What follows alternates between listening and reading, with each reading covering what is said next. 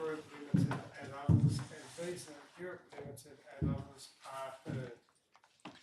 My Lords, Yes, My Lords, at the end of yesterday, I had begun making submissions to your Lordships as to what VISA's positive case was in relation to the UIF and counterfactual issue. And I had taken your Lordships, or begun to take your Lordships, through the first wave decisions in order to identify for your Lordships VISA's arguments, why VISA's arguments on restrictions of competition failed as a way of introducing this topic. And in that context, I've taken your Lordships through the Court of Appeal judgment with a view to identifying and explaining how it was that the counterfactual identified in the first wave of the litigation came to be identified, and why the court decided that that was, in those circumstances, the correct counterfactual. sure it's paragraph 181 of the Court of Appeal. And I showed your Lordships paragraph 181. Which is really, I mean, that's in a sense the essence of the point you're making, isn't it? That the Court of Appeal really said, in effect, we're only deciding this case on its own facts, and we're not saying that there might not be circumstances in which, with better evidence, Precisely. this could be justified. Precisely. And that was a theme that ran through quite a lot of the appeal from recollection. I mean, the whole, it was your client's appeal, sorry, it was Sainsbury's appeal from Mr. Justice Phillips's judgment. And my recollection is that the second judgment, There was a second. the obiter judgment, as it was called, was that the evidence was not very good. No. Right. That's one way of putting it, my lord. And so that was certainly one theme that runs through the earlier decisions. And the other theme, again, as I showed you, Lordships, was in the context of the circumstances which the courts were then considering, there were only two possibilities when one came to a counterfactual. Really only one. Because the first possibility, because of the hold-up problem, was that the scheme would collapse. Because unless you could in some way constrain or restrain the levels to which the interchange fee went in circumstances where you had a honour all cards rule, the interchange fee would go higher and higher and higher, and everyone would leave the scheme, which would not be a good thing. And the only alternative in circumstances where you couldn't have a default which had been collectively set, which is what was happening at that time, which was a positive MIF, was to have a zero MIF default. There was nothing in between. Once you eliminated a positively set positive MIF, the only thing left was a zero MIF, or the scheme collapsed. And I'll come to develop why the introduction of the IFR changes that. But that obviously wasn't a matter for the Court of Appeal, the Supreme Court. Now, but the obvious reason is it precludes that sort of gaming the system by issuers raising their MIFs higher and higher. Higher and higher. Exactly. Issuers want to make a profit. They want to make money in order, they say, to put it, this is an Article 101(3) point, to put the money back into the system, to encourage people to use their cards, to prevent fraud, all sorts of wonderful things, they say. This is 101(3) point. Yes. And obviously, that's a natural thing for them to want to do. But do they put the entirety of the interchange fee back into the system, or do they take a profit themselves? My understanding is they take some of it out, but again, that is my understanding, and I'm sure that'll be a matter for the 101(3). I think there was a certain amount of evidence about that last time around. Yeah. So I don't think it's an exact. The answer to my Lord's question is they held back some of it. I'm sure they held back some, and naturally they held back some. Ms. Smith described it as a rent. I mean, A rent. it's simply an expropriation, Right. Well, because of your position in the market. well, with respect, that wasn't entirely fair. I think, and she showed you a paragraph, I think, where it was, we accept, I think Ms. Rose said, it wasn't for a service. But it is not as if there wasn't a benefit which everyone in the system was getting. And my lord identified the question of who takes the risk of fraud. The issuers take the risk of fraud. And it would be something which would go towards compensating them for taking the risk of fraud. I'm not saying that they said, this is why we want it, but there are good reasons for them to have it. And if the issuers were not able to get some benefit out of being involved in interchange, being involved in this whole relationship, then one imagines the scheme wouldn't operate in the way that it does for the benefit of everyone. merchants, retailers, and everyone else. And the recycling to the cardholders through air miles and cashbacks and all these other wonderful things, giving money to charity and so on, is also a benefit to the merchants, because the more that people use cards, the lower their transaction costs, as I understand. Precisely. It's actually beneficial to the Precisely. merchants, even with the MSC, Exactly. to have people use cards rather than have to handle cash, which is Precisely. an expensive thing to do. That's why we've got post-pandemic to the situation where a lot of merchants don't take cash anymore. Don't take cash. It's very hard to find anyone who will take cash anymore. But so that is with respect exactly right. The more people who use cards, that's a benefit for the merchants. If it's a benefit for the consumers, it's a benefit for the merchants. So the argument is the use of cards and the encouragement to use cards is a benefit for everyone. What is it that fuels the encouragement to use cards? It's the issuers who are getting people to use cards. And part of what is funding that, if I put it that way. I'm by no means saying all of it goes back, and I can't give that evidence, and I don't even know what that evidence It's a is. 1013 point. It's a As to 1013 whether point. there's a fair, whatever the phrase Precisely. is. It's a 1013 point. But for present purposes, where we're on 1011, of course, I'm going to show you the pleading, which Malone Friend didn't take you to. But the purpose of the counterfactual, as your Lordship saw from Card Care, and indeed from the Court of Appeal judgment, paragraph 126, 127, is to compare a world in which you have the objectionable measures in issue, in this case, the collective determination of the MIFs, with a world in which those measures in issue do not exist. So you isolate them, you take them out, and everything else is regarded as okay, and you see where you land up. You see, is the world any better from a competition point of view if you take out the measures in issue and substitute the measures in issue with a counterfactual, which is the likely counterfactual, i.e. what would the world have looked like if you couldn't do that bad thing that you did?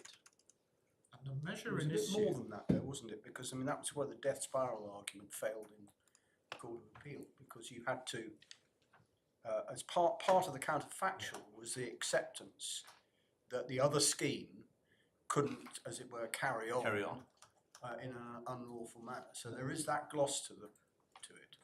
There is, and I think we had an argument which we are, what is the asymmetric counterfactual, which we ran in front of the tribunal. The tribunal really didn't like that, and it was a point which we considered, and we tried to get it referred to Europe, because there had been a subsequent case called the Budapest Bank case, which seemed to change things. The tribunal didn't agree, but that was an argument based upon one scheme carrying on in circumstances where only the other scheme is being criticised, because you can't say, well, you've been criticised, therefore they should. That was our argument. Therefore, they should be subject to the same measures because they weren't the subject of your case. That was the asymmetric counterfactual point. But so your lordship right, there was. Well, we did, and we didn't pursue it, and so your lordship Comes to this court. didn't come to this court.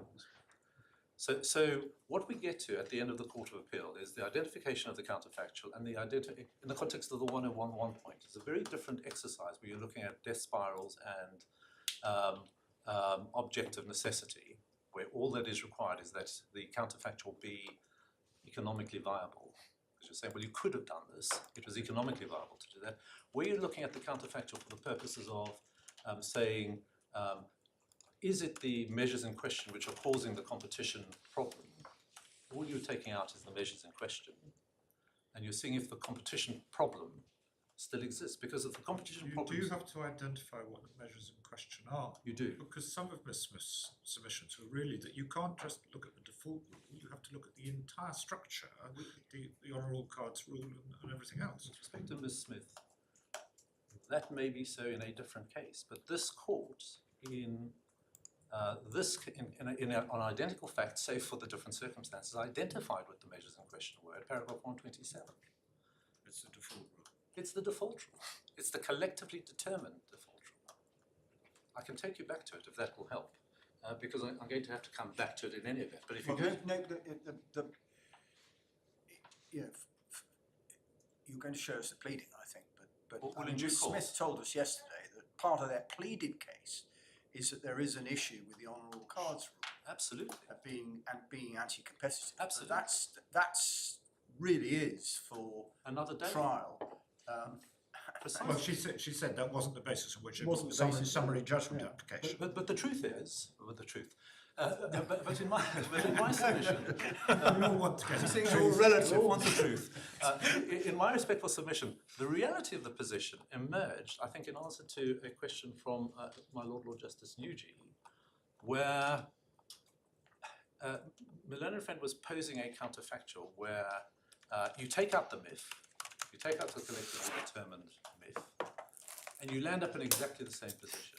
And I think my Lord said, well, that's because of the honourable cards rule, which would suggest that the measure in question to which my learned friend should be aiming, but isn't, and certainly the Supreme Court certainly had nothing to say about it, is the honourable cards rule. Now, with respect, if that is where she in due course wants to go with this case, great. But that's not for today. It's not for today, and with respect, she's wrong about. Well, it's honourable difficult cards to rule. see how that wouldn't get through the 1013 hurdle for obvious reasons. It wouldn't get through the 1013 hurdle. It wouldn't even get through the 1011 hurdle. It's the ancillary restraint, The objective honourable necessity. cards. Exactly. The whole lot. Because the whole system would collapse if you didn't have an honourable cards rule. And indeed, an honourable cards rule is competitive.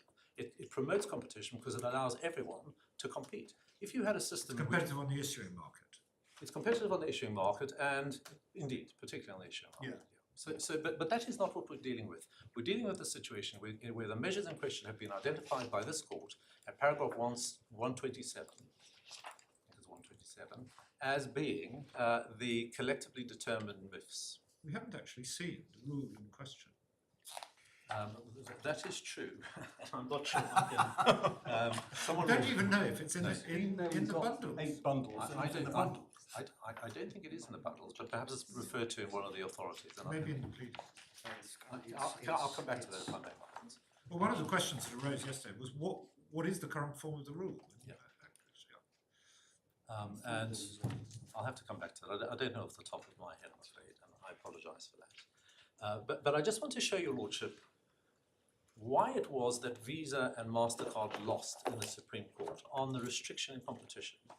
And so far, all we have got to is a stage where we've seen from the Court of Appeal that the correct counterfactual is identified, and the correct counterfactual, having regard to what the European Court has said, is zero MIF.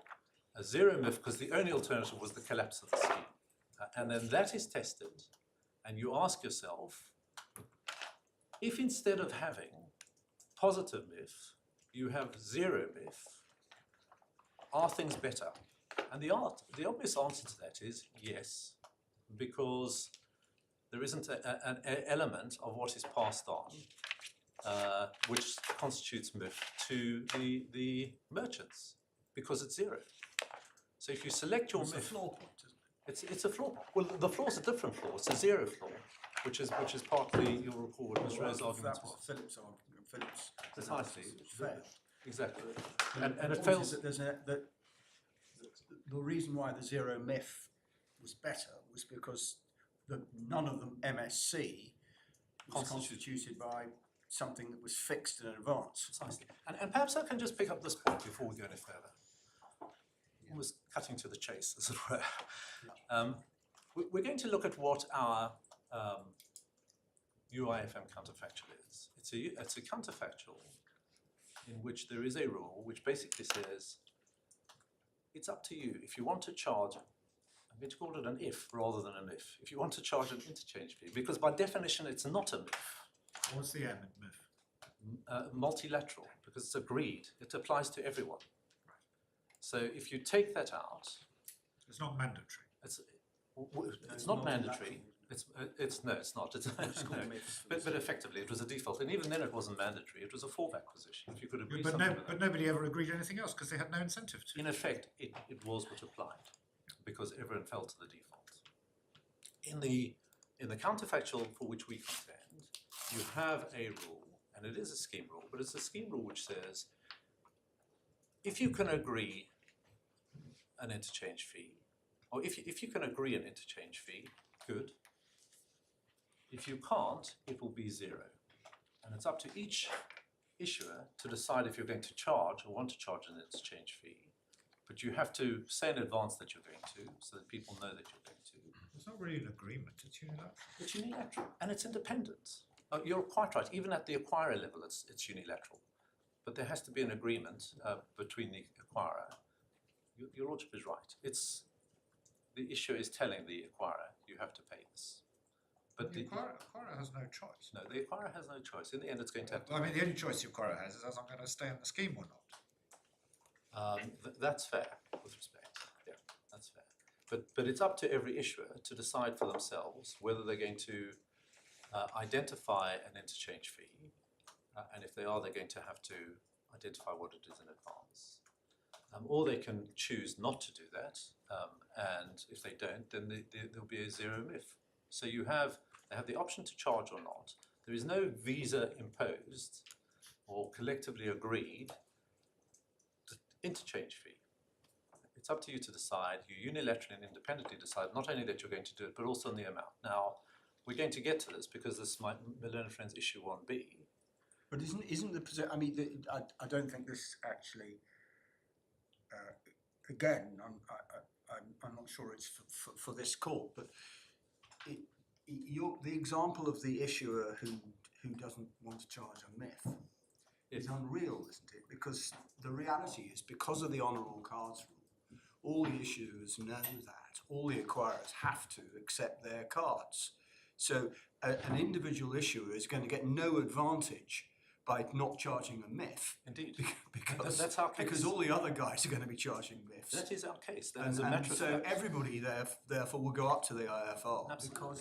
Because it's the rational thing to do. Because it's the rational thing to do. It's not because There of... doesn't seem to be any dispute between the parties on this. It's your evidence, and there was no evidence to the contrary. And indeed, I understood Ms. Smith to say She wants to rely on that. the incentives are such that you're bound to end up with the IFR. You're bound to choose under that. your rule. You're bound to choose that because it's a rational thing to do. And if you think everyone else is going to choose it, why wouldn't you choose it? And my Lord put to my learned friend, there is nothing necessarily wrong with that. And my Lord referred to the Seika Uni case, and you'll excuse the correct pronunciation, Seika Uni, which is then followed in, referred to in Balmoral, and followed in Woodpulp, which we referred to, I think it's paragraph 75, which says there is nothing wrong with getting to a position of effectively parallel pricing, that's to say everyone pricing at the same level, because there is nothing wrong with actors in the market for their own independent reasons and anticipating what other people will do,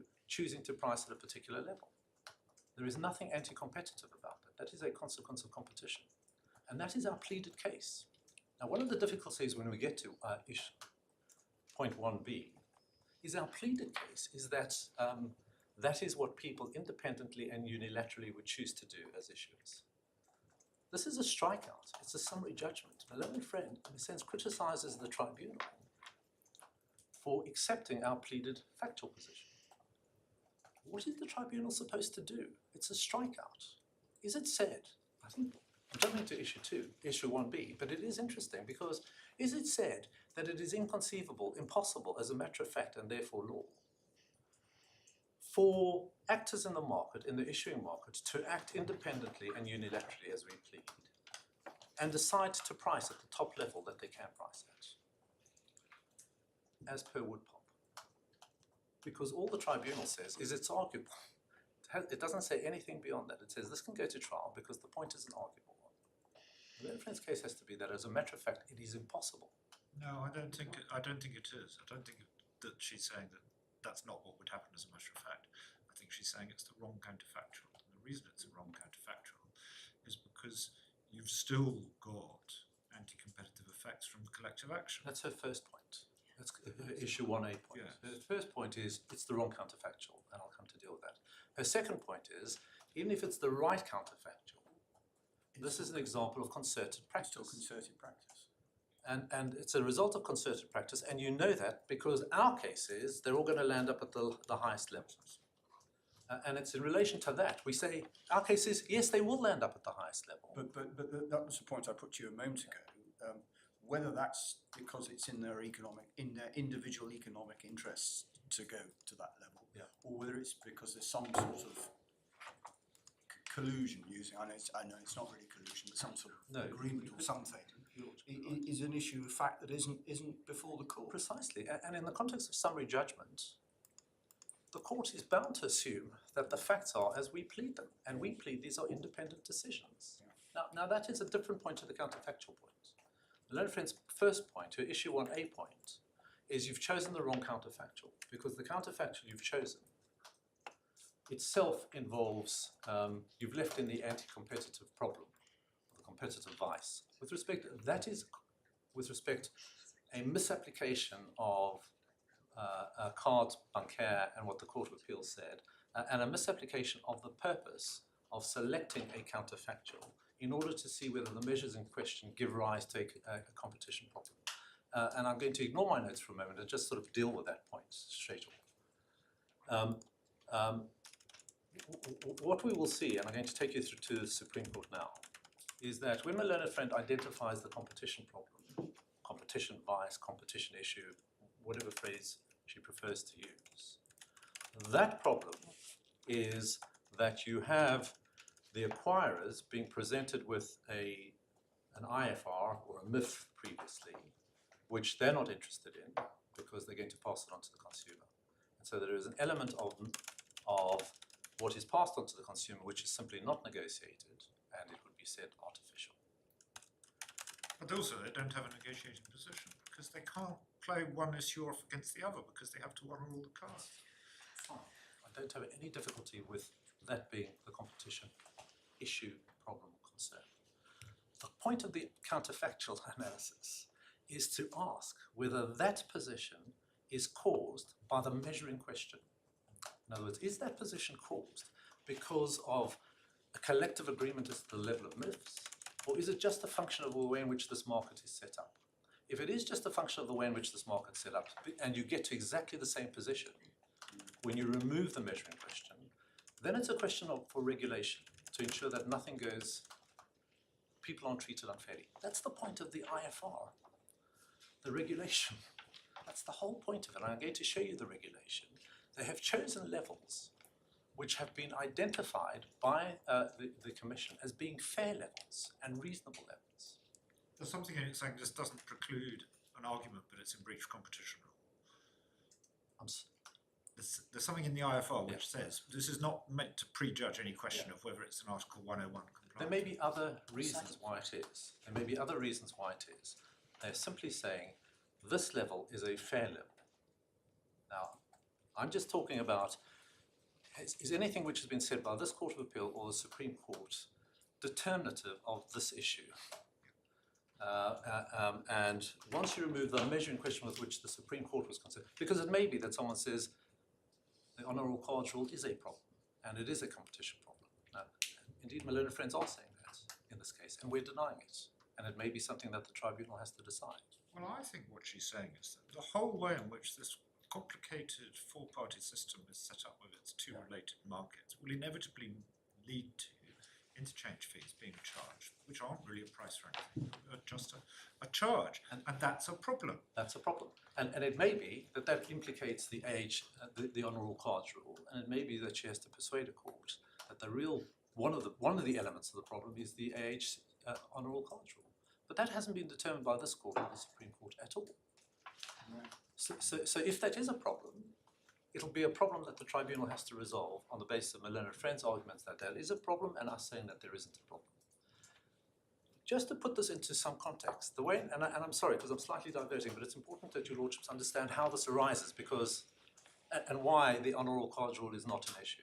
My learned friend's basic position, the client's basic position, although this wasn't reflected in much of what she said, is that paragraph 93 of the Supreme Court decision is determinative of our proceedings as well, that there are no relevant differences. Now I'm going to have to take you back to it. I'm going to take you back to it shortly. Is determinative of anything that can arise in this case of all the 101 points. We said no. We said there are various respects in which the paragraph 93 6 facts, you remember, are simply not present in this case, and we say they are not collectively determined MIFs on our counterfactual, and we say, I'll have to remind myself of what they are, but that's one of our points, and it doesn't apply to interregionals because interregionals weren't in question there. So the issues which have actually come before the tribunal and indeed before this court are very narrow. It's all about whether this has all been decided by the first wave of decisions. There may be all kinds of other points why we're wrong. And I accept there may be. There will have to be for trial. The Honourable College rule, how that impacts. But that's not what the Supreme Court was. I mean, it is the position, isn't it, that unless the appellants can persuade this court that something that the Court of Appeal or the Supreme Court said is binding as a matter of law, Exactly. then it all turns on the facts, and the Yes. facts can't be determined at the summary judgment Exactly. stage. Or, to be fair to the learned friend, she can say that you've chosen a counterfactual which is obviously wrong.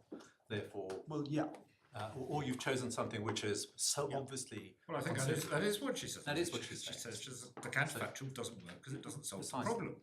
So in a way, you have to deal with the 2 points she's making, because if she's wrong about that, then with respect, it appears that she accepts that paragraph 93 doesn't apply. So she's got to, with respect, my learned friend has to say, you've just completely messed up the the tribunal has completely messed up the counterfactual. Because what you have to do in the counterfactual is remove the competitive vice. And we say that's simply to misunderstand the whole purpose of choosing a counterfactual a la bank card bancaire. You don't remove the competitive vice, you remove the measure in question. And you see whether the competitive vice is still there. Because if it is still there, you know it hasn't been caused by the measures in question. And the measures in question, according to this court at paragraph 127, is the collectively determined MIFs, which produce the flaw.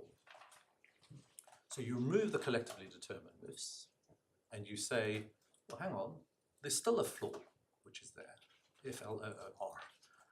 But then you know that even in a I'm going to say perfectly competitive, I accept that that's arguable. Even in the world without the measures in question, you still have a flaw. That tells you that the flaw is not the effect of the measures in question.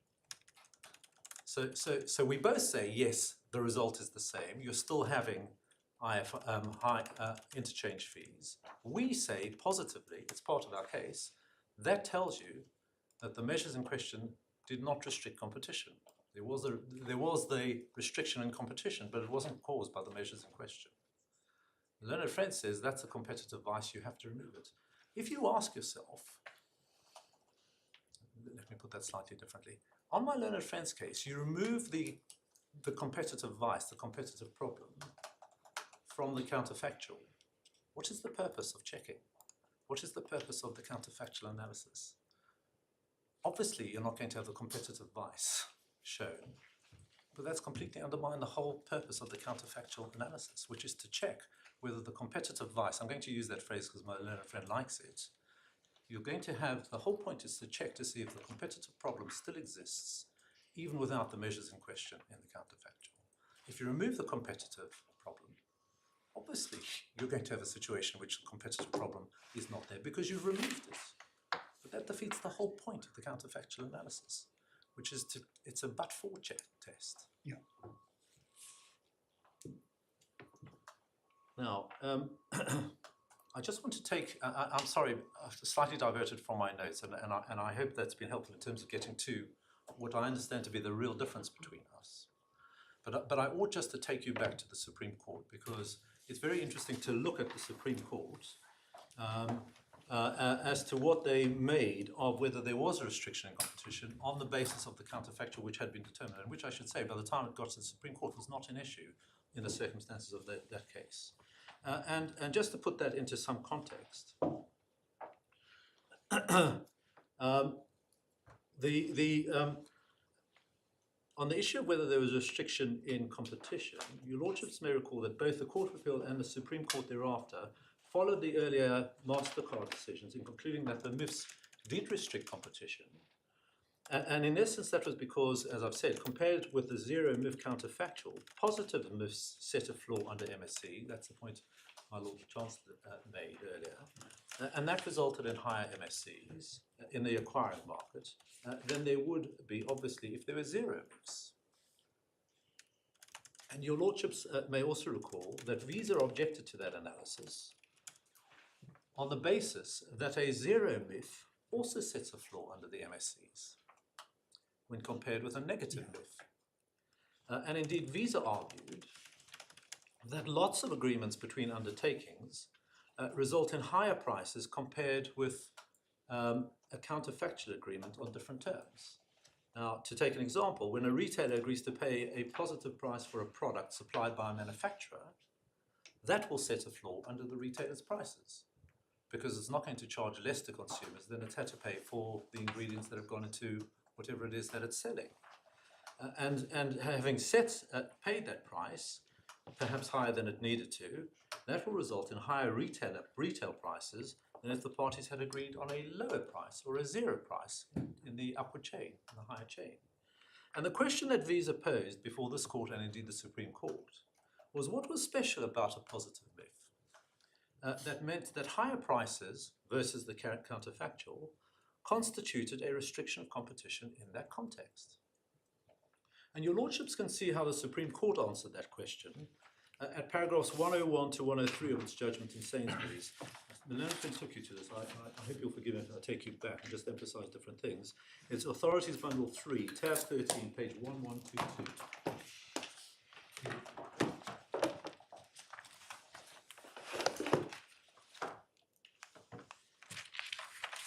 Just picking this up, as I say, your lordships have seen this before. Looking at paragraph 101, as your lordships see, their lordships here agreed with VISA that it is correct that higher prices resulting from a MIF do not in themselves mean there is a restriction in competition.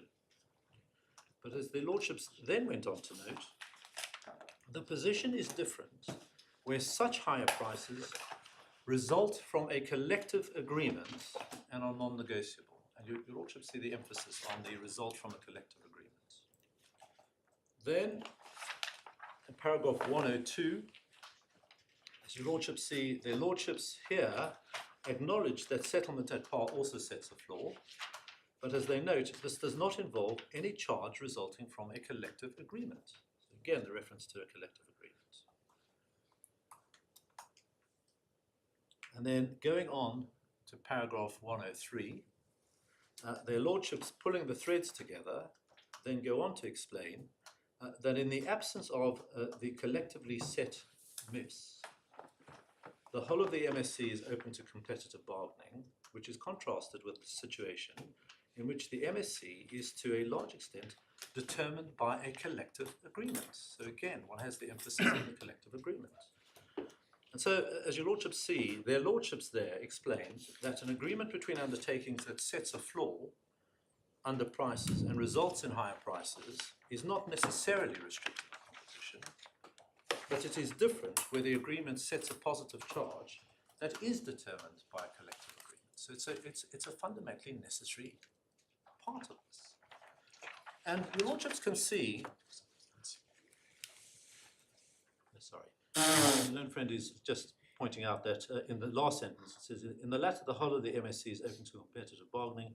In other words, instead of the MSC being to a large extent determined by collective agreement, it is fully determined by competition and is significantly lower. Now, I've said an essential element of the reasoning is the collective agreement. And again, one sees this if you go back to paragraph 93. I suppose you would say, apropos the point that Mr. Cook's just drawn your attention to, that the same would be if you were saying that the MSC being to a large extent determined not by a collective agreement, but by, as it were, market forces.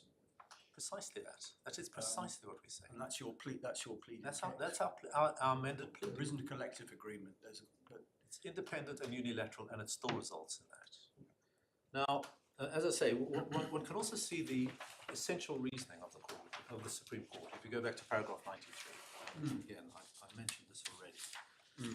This, as your lordship says, the previous page, this, as your lordships will recall, is the paragraph where the Supreme Court identifies the 6 facts that constitute the essential factual basis for the CJEU's decision in Mastercard. If these facts apply, then the MIFs in question restrict competition. Just looking at paragraph 93, just to read it, in our judgment, the essential factual basis on which the Court of Justice held there was restriction on competition is mirrored in these appeals. Those facts include that 1, the MIF is determined by collective agreement between undertakings. 2, it has the effect of setting a minimum price floor for the MSC. 3, a non-negotiable element of the MSC is set by collective agreement rather than by competition. 4, the counterfactual is no default or settlement at par, prohibition, that is a prohibition on ex post pricing. 5, in the counterfactual there would ultimately be no bilaterally agreed interchange fees. And 6, in the counterfactual, the whole of the MSC would be determined by competition and the MSC would be low. So, as your Lordship see, both in Fact 1 and Fact 3, the Court emphasises that the MIF is determined or set by collective agreement. And just looking at Fact 4, your Lordship see that what was also essential for their Lordship's reasoning and conclusion is that the counterfactual is a zero or settlement at par rule. 5, critical that there would be no bilateral interchange fees. Now, almost everything about that is different from our counterfactual. Fact 6, the MSC would be lower. And so just putting the threads together, if I may, as your Lordships have seen, the Court of Appeal tells one that if removing the MIFs would result in the collapse of the scheme, unless a settlement at par rule were adopted, then a settlement at par rule must be the correct counterfactual. In other words, if there are only 2 alternatives to a positive MIF, were either collapse of the scheme or adopting a zero MIF, then the zero MIF must be the right counterfactual. And again, as your Lordship... Was there any argument by the time you got to the Supreme Court on what the correct counterfactual was? That was determined in this court? It was determined in this court on the basis of what the European courts had said. And the European court gave us the ratio for having to settle at par, that if it wasn't at par, the scheme would ultimately collapse. In the circumstances that then existed, correct. Exactly that. And that was the difference between the General Court and the CJEU. The General Court just looked at that on the basis that that was economic, settlement at par was economically viable. The CJEU said, well, that's wrong for the purposes of determining the counterfactual for 101, but actually that's the right counterfactual because the only alternative was collapsing the scheme, which Mastercard were not suggesting was the correct counterfactual. Again, as your Lordships have just seen, the Supreme Court tells us if a zero MIF is the right counterfactual, and if the MIF is set or determined collectively, and if the MIF sets a floor under the MSCs and results in higher MSCs than the counterfactual, then those MIFs restrict competition. And that's the first wave. Now, again, I'm going to come on to the second part of this, which I think I've largely covered. I haven't yet touched my learned friend's specific points, but I need to say something why, or something perhaps more, why the IFRs change things. Why the period after the 9th of December 2015 is different. 9th of December 2015 is when the IFR, the Interchange Fee Regulation, came into effect. As your Lordships will have picked up, and it is important to note, I think the learned friend referred to this, as the Tribunal explains in its judgment, the implications of the IFR for the counterfactual was not something considered in either the EU cases or in the first wave of litigation here. And perhaps I can just show that to you in the... even though a small part of the period in those cases post-dated the IFR. Even though, exactly that. And that's what the Tribunal notes. Call tab 5, page 159, paragraph 47.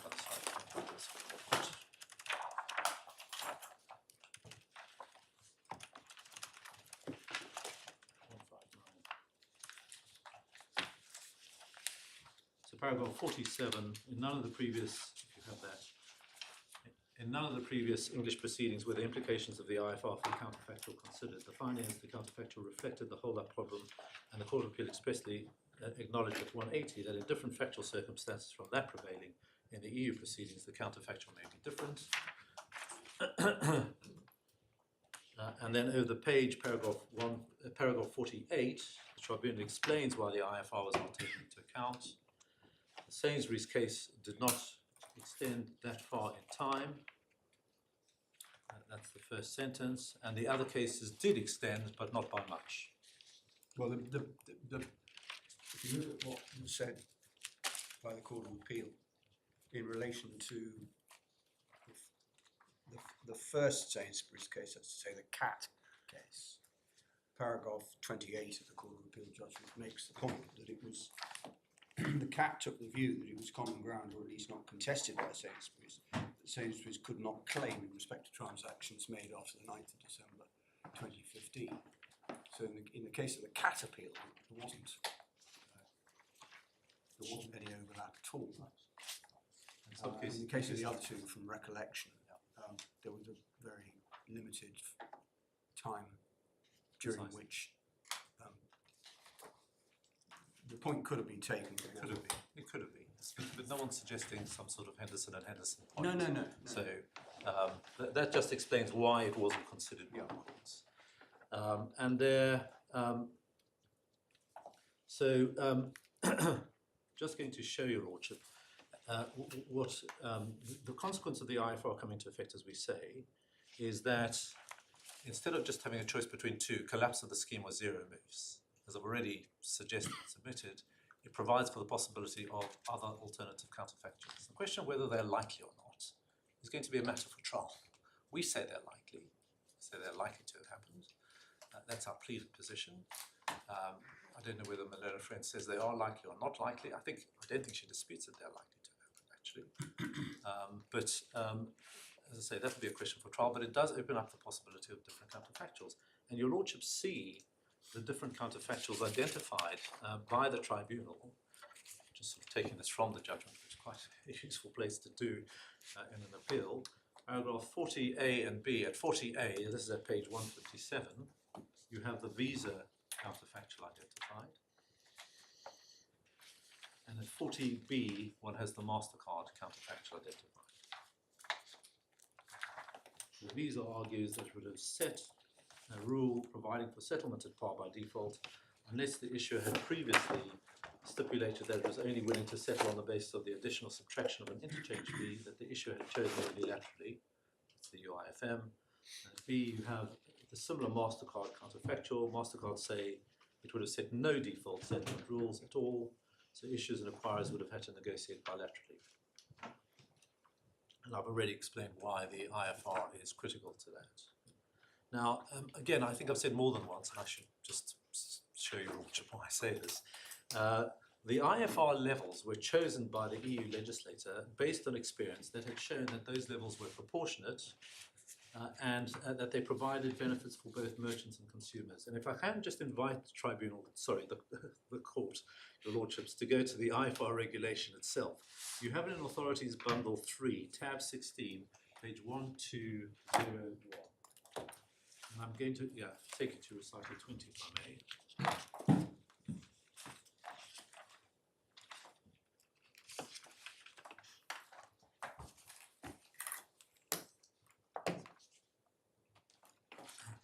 Yeah. Your lordship may wish to read the whole thing. It's really the last 3 lines that I was going to draw to your attention. Which paragraph? It's recital 20. Recital 20, yes. Bottom of page 1201. It's the experience has shown that those levels are proportionate as they do not call into question the operation of international card schemes and payment services. They also provide benefits for merchants and consumers and provide legal certainty. And since we're here, perhaps I can just show your lordship Article 18, page 1213. Recital 14. My learned friend wants me to show you recital 14. The application of this regulation should be without prejudice to the application of union and national competition rules. It should not prevent member states from maintaining or introducing lower caps or measures of equivalent object or effect through national legislation. Okay, no one has that in this legislation, in this jurisdiction. Article 18, page 1213. It's the entry into force provision there. It's really 2. It shall apply from the 8th of June, with the exception of Articles 3, 4, 6, and 12, which shall apply from the 9th of December 2015. And it's the 9th of December. That is the article. So, as I say, my lord, as I've submitted, VISA sought to plead that after, in the counterfactual after the 9th of December 2015, it would have chosen the UIFM, and it adduced evidence to support that plea. Now, can I just show you the pleading? Because in my respectful submission, it does matter for the second point, the collusion point. Your lordships will have the pleading, supplemental bundle, tab 4, page 161.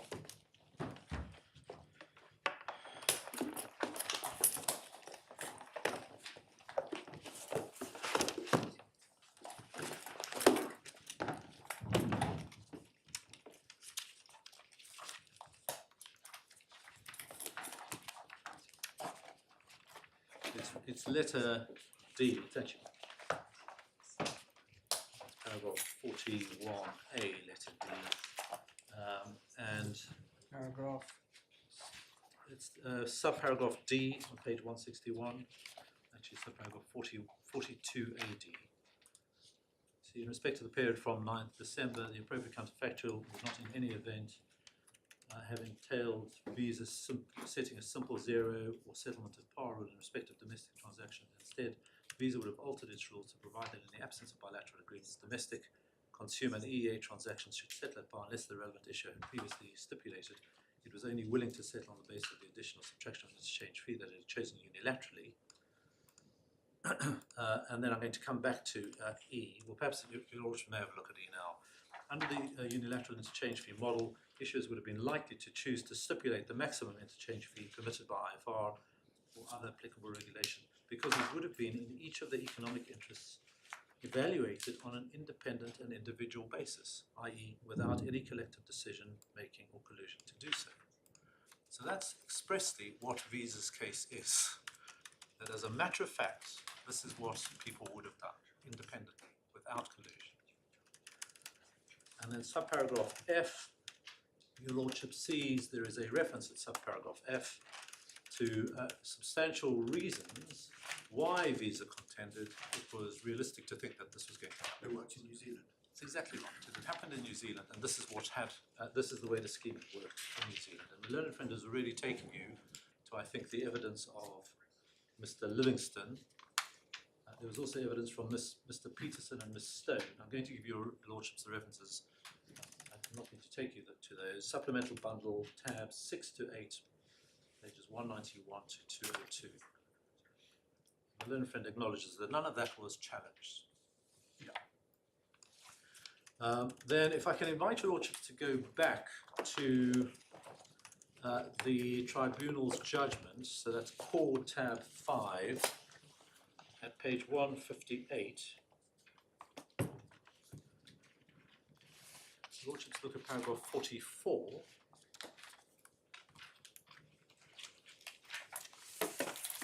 The Tribunal here is expressly making the point that it wasn't here determining whether any of the counterfactuals were correct. It was leaving open that question as to whether this really is what Visa and Mastercard would have done. Sorry, give the paragraph number again. Paragraph 44, so page 158.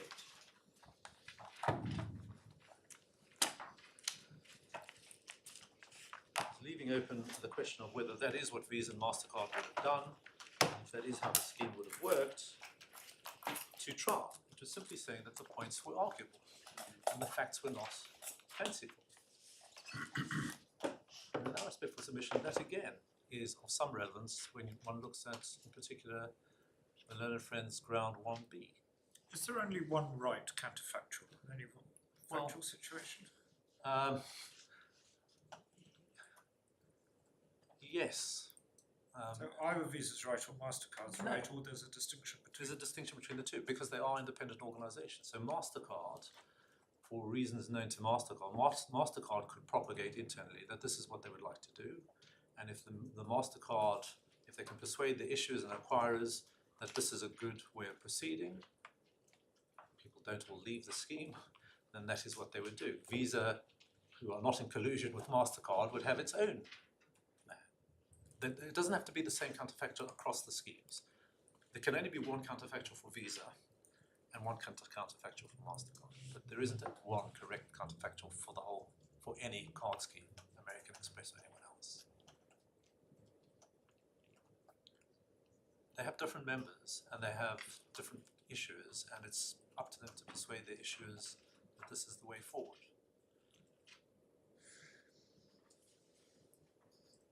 Your counterfactual not only requires removing the default MIF rule, putting something in its place, the one which says you can set unilateral. Is that the proper function of a counterfactual? I thought when you were talking about what the counterfactual is there for, it's to strip out the relevant measure and see where you are. With respect, your author puts it as see where you are. It's really see what would have happened. Yes, I see. So one doesn't. I mean, you can go on with the analysis and say, well, if we didn't have a default rule, this is what we would have done. That's precisely the analysis. One doesn't just take something away. One says, Unless what you would have done is itself Nothing. anti-competitive. well, indeed, and of course, what Mastercard would have done is see where you are, i.e., do what you like. That is what they're effectively doing.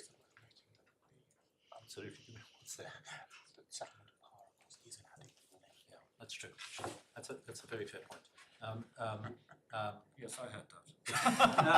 And it's actually a point I want to come on to. It's these sidebar points or sidebar points. Of course, You probably ought to explain what it was, so it appears on no, the transcript. I will. He says, the point that my learned friend Mr. Cook was submitting to me, and I need to submit to your lordship, is this. A rule which says you have to settle at par is itself a rule which you would have to add. Yes, it's not there. It's If not you take there. the default MIF rule out, Exactly. Yeah. you have to say Yeah. what do you put in its place. Indeed. Unless you decide, I'm going to take it out and just let the market work it out. And in a way, that's... Well, that is what Mastercard say. We said we have no default rule at all. Exactly. So, which is why I said to your lordship, the Mastercard position is to say, well, let's see where we are. We say we don't say that's not what we would have done. We say what we would have done is put in a different rule.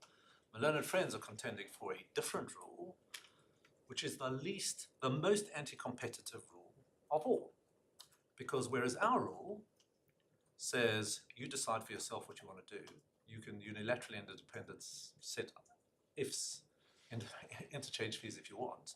My learned friend, as my lords teased out of my learned friends, their position requires that you have a rule which obliges everyone to charge nothing. And that is anti-competitive. It effectively... Yeah, I mean, what it's really saying is that the vice, the anti-competitive vice, is the MIF. So you're not allowed to have a... You're not So allowed you to can't have have a MIF. It's an if. It's an You're if. saying you're not allowed to have a MIF. You can't You're not allowed to MIF. have an if. You're not allowed to have an interchange fee. But the Supreme Court made it clear that the mere existence of the MIF, the mere existence of a positive MIF, wasn't itself anti-competitive. It was saying a positive in itself wouldn't have been bad. It's the fact that it was collectively agreed. And of course, we're not talking about a MIF. We're talking about an if, because it hasn't been agreed collectively. I mean, the catch is that either under your version or under Mr. Cook's version, it isn't a complete free-for-all because of the honour all cards rule. So That's correct. it isn't that the issuers and acquirers can just decide whether or not to do something. Yeah. Because the acquirers have to honour the cards. But that takes you back, on the face of it, to the attack on the counterfactual really being about the honour all cards rule. Precisely. And that is an issue which is in dispute on the pleadings. They say the honourable cards rule is anti-competitive, we say it isn't, which will have to be determined at trial. And that's why I think my Lord Justice Nugee made the point, when you took away the MIF, the collectively set MIF, and you left the honourable cards rule, you still had the same problem. You've still got a hold-up problem. You've still- It's not quite the same problem. It's not quite the same problem. But you still have to take all the cards. I noticed, incidentally, when looking at the IFR, that there is an article in there about the honour all cards rule, but I couldn't work out what it did. I'm sure one of my juniors will tell me, and I'll tell you when that happens. So there's the alternative. We're all substituting, well, we're not, Mastercard are not substituting, but the fact is you're allowed to put something in the counterfactual because you're saying this is what would have happened if we weren't allowed to do that. And what would have happened might have been, and we say would have been, the introduction of a different rule. And then there's a question as to whether or not that is competitive. So now, just to make this point, there is at least one sense in which the VISA and indeed the Mastercard analysis for pleading purposes doesn't seem to be in dispute. And that is because I don't understand my learned friend Ms. Smith to dispute that if VISA were given a choice, indeed Mastercard were given a choice, between the zero MIF model and the UIFM, then in the period from 9th of December 2015, it is at least arguable that VISA would have been likely to choose the UIFM. And I accept, of course, that that way of putting things still leaves open the question of whether VISA should have had a choice between the zero MIF and the UIFM. And obviously, if the UIFM were itself anti-competitive, then as we accept, it would obviously not be an appropriate counterfactual.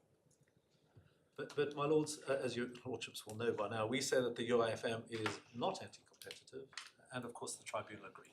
And just to be clear, when you say not anti-competitive, you mean not contrary to competition law? Exactly, not unlawful. When you say the tribunal agreed, you don't actually mean the tribunal agreed, you say the tribunal accepted it was arguable. Accepted it was arguable, indeed. And I'm going to explain more detail why when I finally get to the claimants to grounds of appeal. The short answer, though, is found in the tribunal's judgment at paragraph 41, in the last sentence. The lordship could turn, I think you may have this open, page 158, or perhaps if you start at the page 157, bottom of page 157, paragraph 41. We think it is clear the bilateral's counterfactual would not involve any restriction of competition, since under that scenario the interchange fee is not determined by collective arrangement. So far as Ms. Smith sought to argue on behalf of the claimants that the UIFM counterfactual was a restriction on competition because it depended upon a common scheme rule, we do not accept that submission. The restriction arising from the current rule is that it provides for a commonly determined default level of positive MIF that applies as between all issuers and acquirers. A rule that enables each issuer independently to determine the level of its interchange fee is not restrictive of competition. It's really that sentence which summarises the position. Yeah, because what leads them to set their levels at the IFR levels is not the scheme rule, it's the realities of the market. Exactly. It may be it's caused by the honourable cards rule at the end of the day.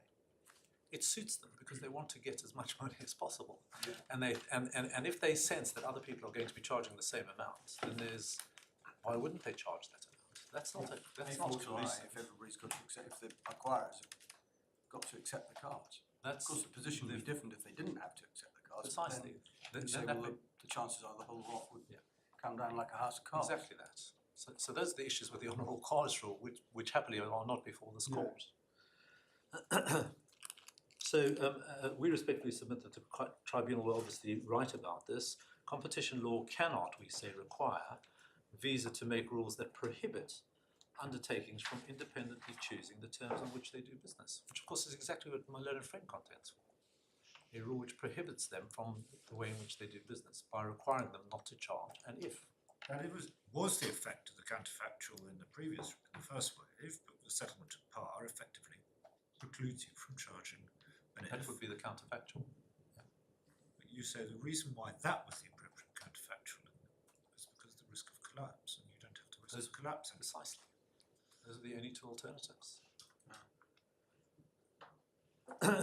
And the point of our UIFM, as your lordships have seen, I took you to the pleading. As we pleaded it, and my learned friend doesn't have to accept this. I understand that. My learned friend may say, it's never going to be independent, it's never going to be unilateral, something's going to happen. With respect, my learned friend is entitled to say whatever she likes about it. I think the way she made her submissions was to say, everyone knows that. Everyone knows what's going to happen. It's the sort of argument I have with my son about things. Everyone at school does this, everyone at school does that. It's a question of fact which needs to be tested at trial. It's a question of the evidence. One can't say that the tribunal was wrong to say it was arguable that it would be independently done. Maybe in the end, a learned friend can say that it wasn't going to be, but that's a question of fact for trial. Certainly the way we've pleaded it, there is no collusion of any kind, nor are there collectively set fees of any kind. If the interchange fees are paid under the VISA model, then that can only be because of independent issuers making their own commercial decisions unilaterally and in competition with each other. And on that basis, they've chosen to set their fees at the maximum that they can. And of course, importantly, it's not just that that's an acceptable counterfactual. For VISA's purposes, that matters because if that is the right counterfactual, then what it will establish, if it's accepted at trial, is that measured against this counterfactual, its MIFs do not restrict competition. Because you land up with exactly the same problem, learned friends' competitive bias, competitive concern, as you had with the measures in question. you remove the measures in question, you still have this if, which is passed on to merchants. And that tells you on the carte bancaire test that the measures in question do not cause the competitive problem, do not cause the restriction in competition. That's our case. We may be wrong at trial, but that's our case. And in our respectful submission, it's at least arguable. Now, again, Malone and Friends pointed to the fact that there is evidence which we've relied on that this is what would happen. I've shown your lordship, or Malone and Friend has shown your lordship that evidence, and I'm not going to take you to that. None of that, as I say, was taken issue with. So what then does Malone and Friends say? And this is, again, I hope deal with this short because your lordship, I've been through this a number of times. The first ground, as your lordships know, this is ground 1A, is that Malone and Friends says the tribunal, and these are her words, failed to analyse correctly the competition concern which had led the Court of Appeal to find that the appropriate counterfactual was a no default MIF with settlement at pari. If your lordships want to see that, I don't know whether you do, but one sees it, for example, in the grounds of appeal, call 2, page 112.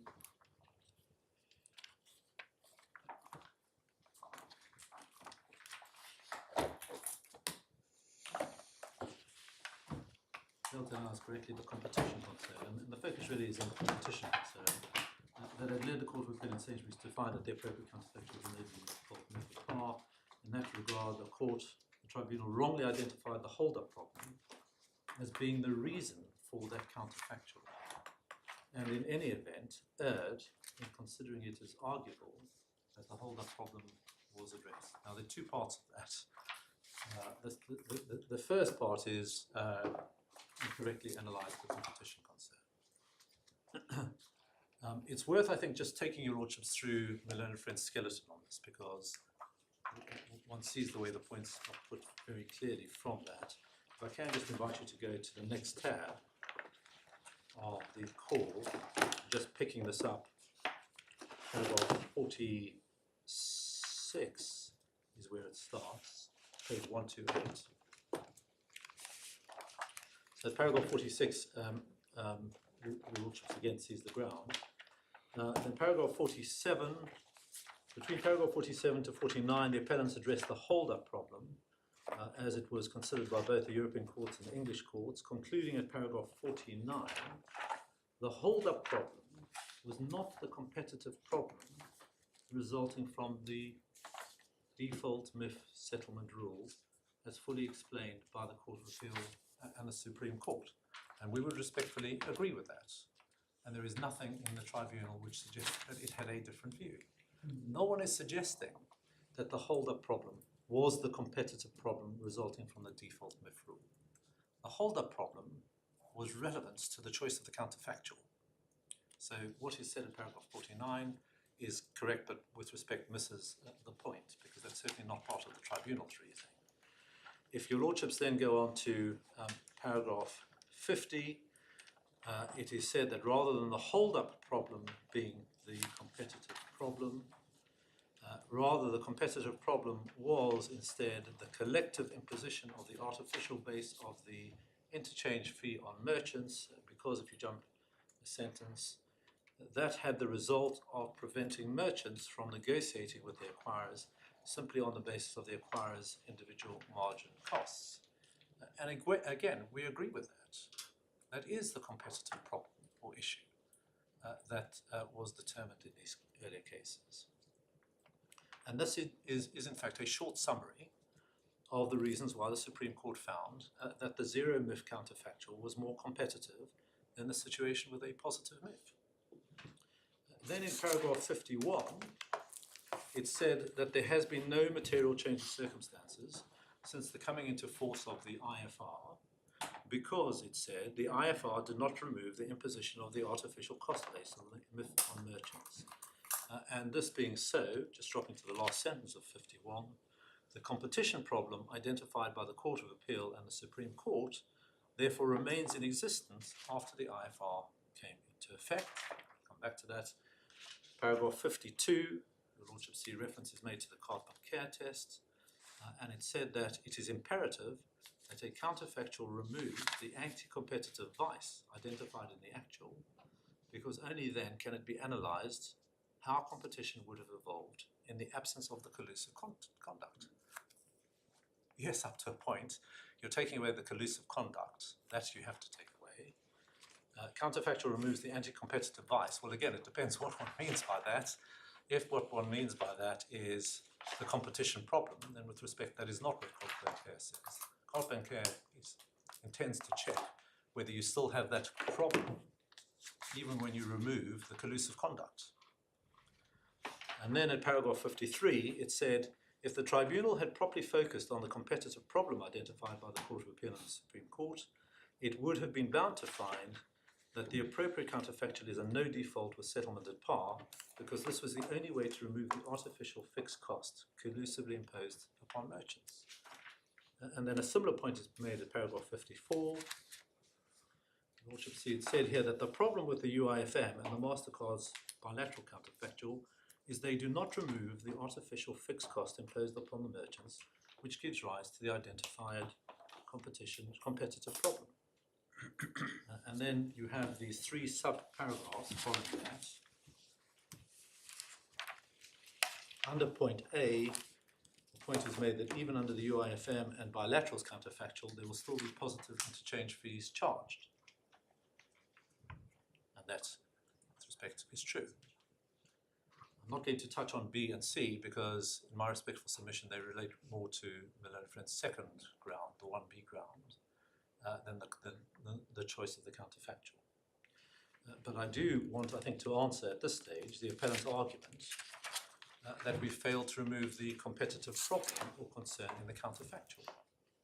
Your Lordships, I'm sure, will know what I've said because I've already followed this. The answer to this is that, having identified for your Lordships in broad summary what the Court of Appeal and Supreme Court found to be the anti-competitive consequence of the measures in question, where the appellants, we say, go wrong with respect is because, as we submit, they misunderstand the purpose of the counterfactual analysis, and more particularly, what it is supposed to test for.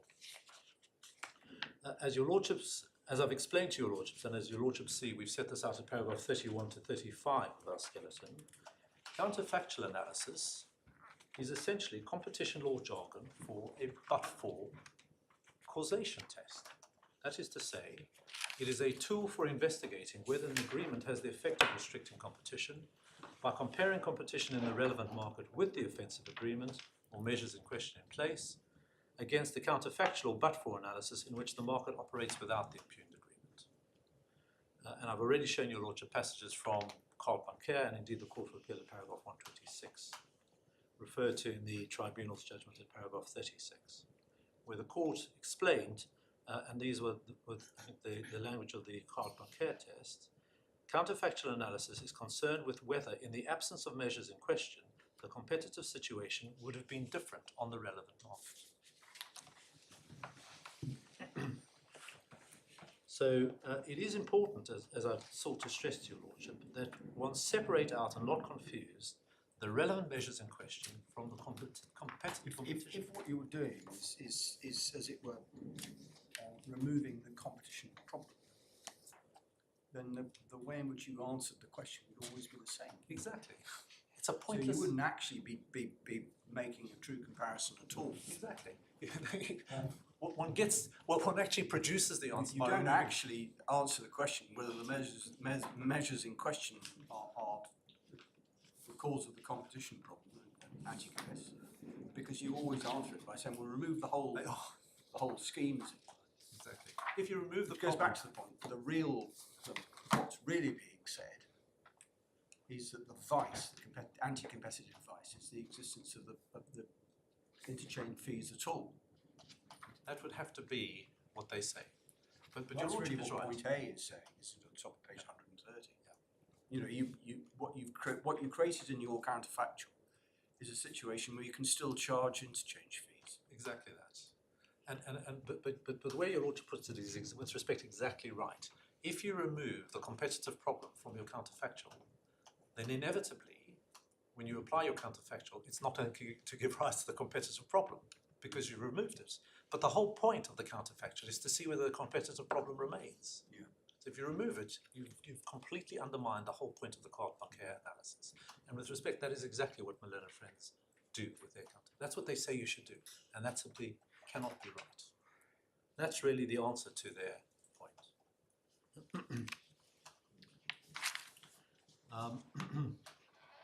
So Is that a convenient moment to have a it short is, break? it is. And I'm skipping a few pages, but you Yeah. haven't made that observation. 5 minutes then, please. Thank you.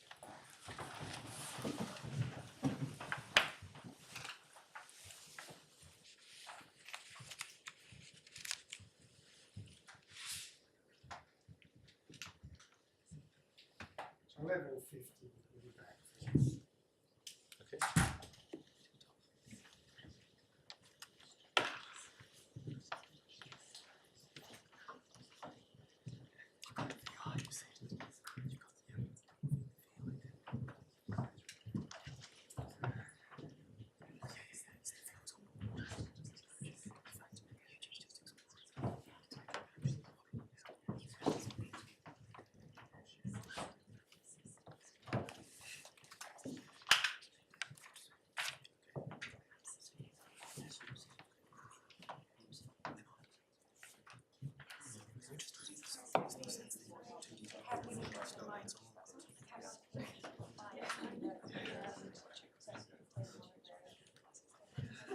The questions are.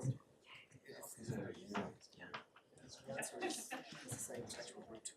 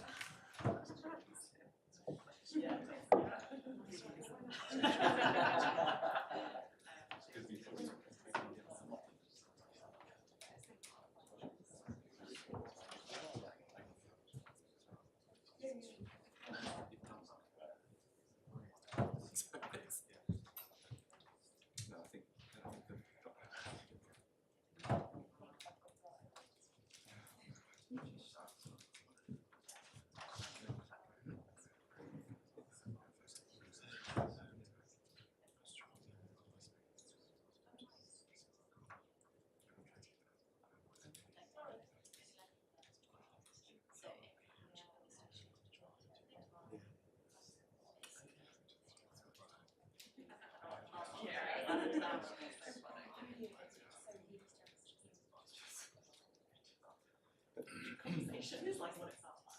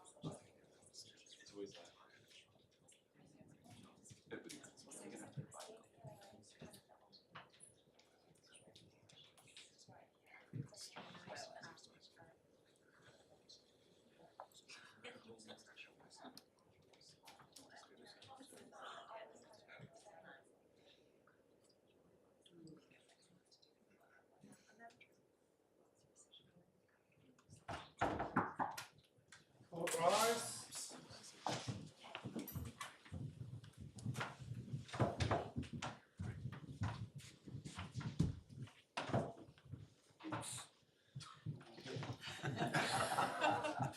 Perhaps I'll begin anyway.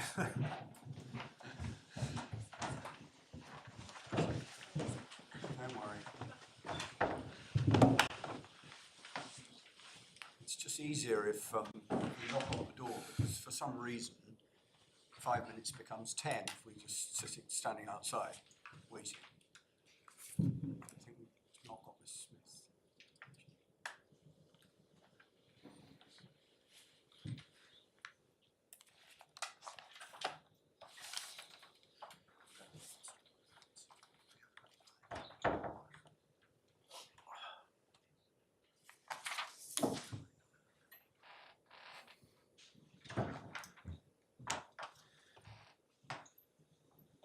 Apologies. Don't worry.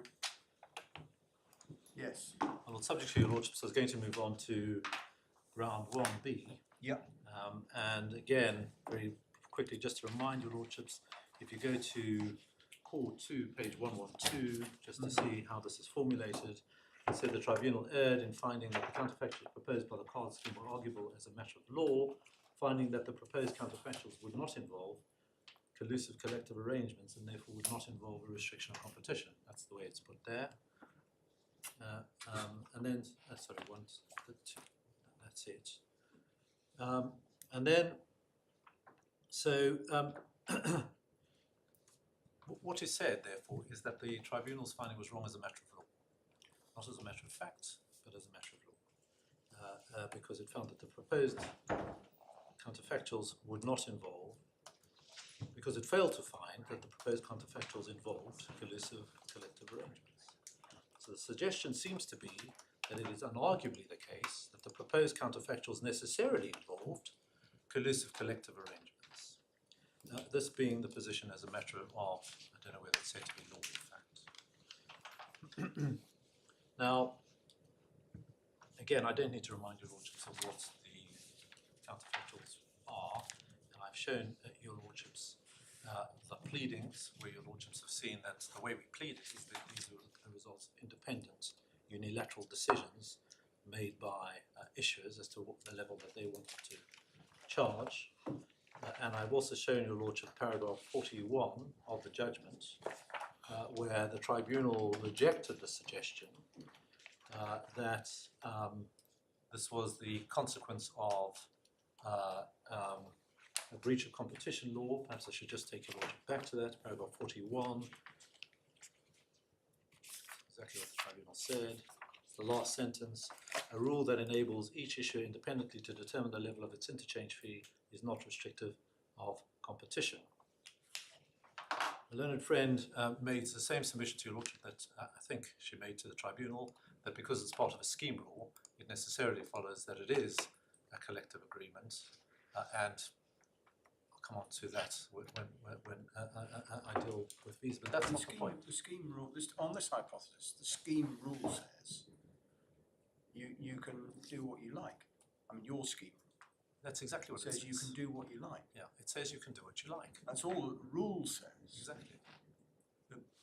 What might happen in practice, or what would be likely to happen in practice, is the consequence of market forces, and specifically of the honour all cards rule, not of the scheme rules.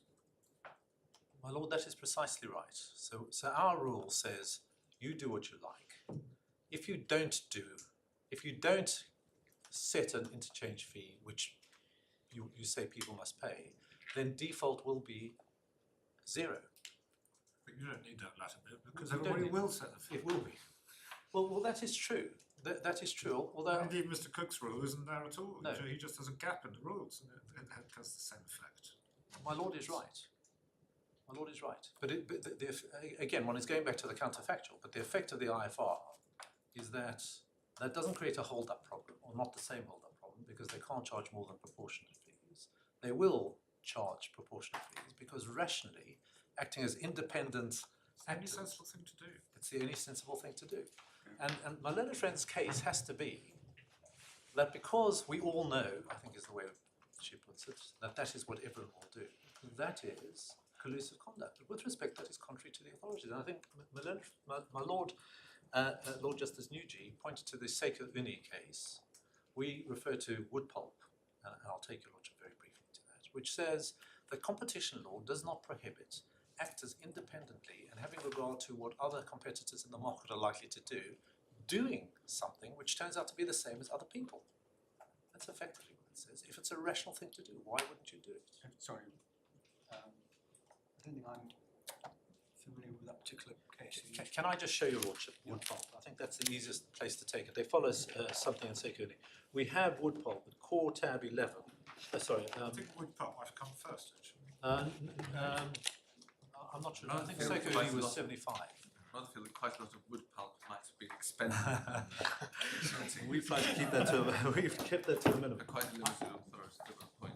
It's Authorities Bundle 1, tab 1, page 168.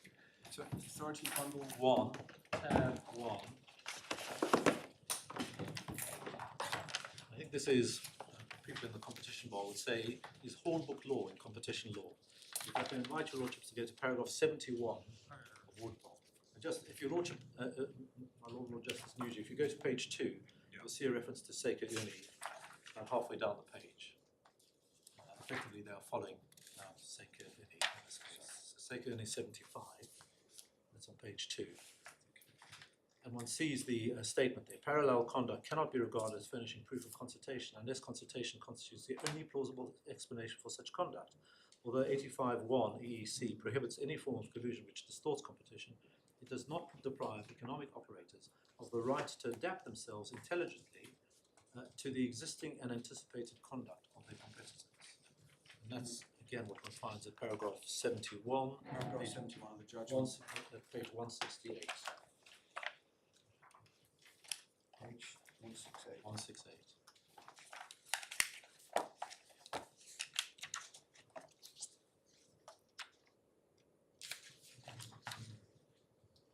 So,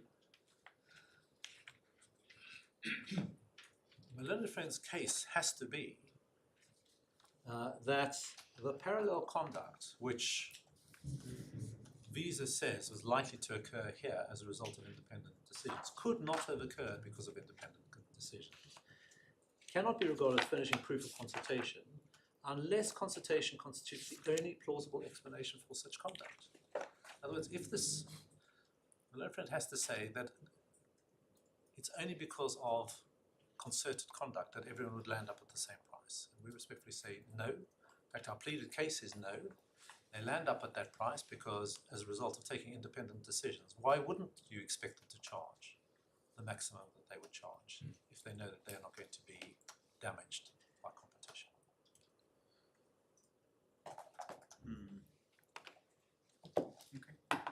And with respect, that's an end of that point. As I say, Melinda Friend at trial can prove, if she can, that we're wrong and it's not independent. And this, the only explanation for this is concerted conduct. Some concerted conduct of some description. But that's going to depend on the facts, and they're not the pleaded facts.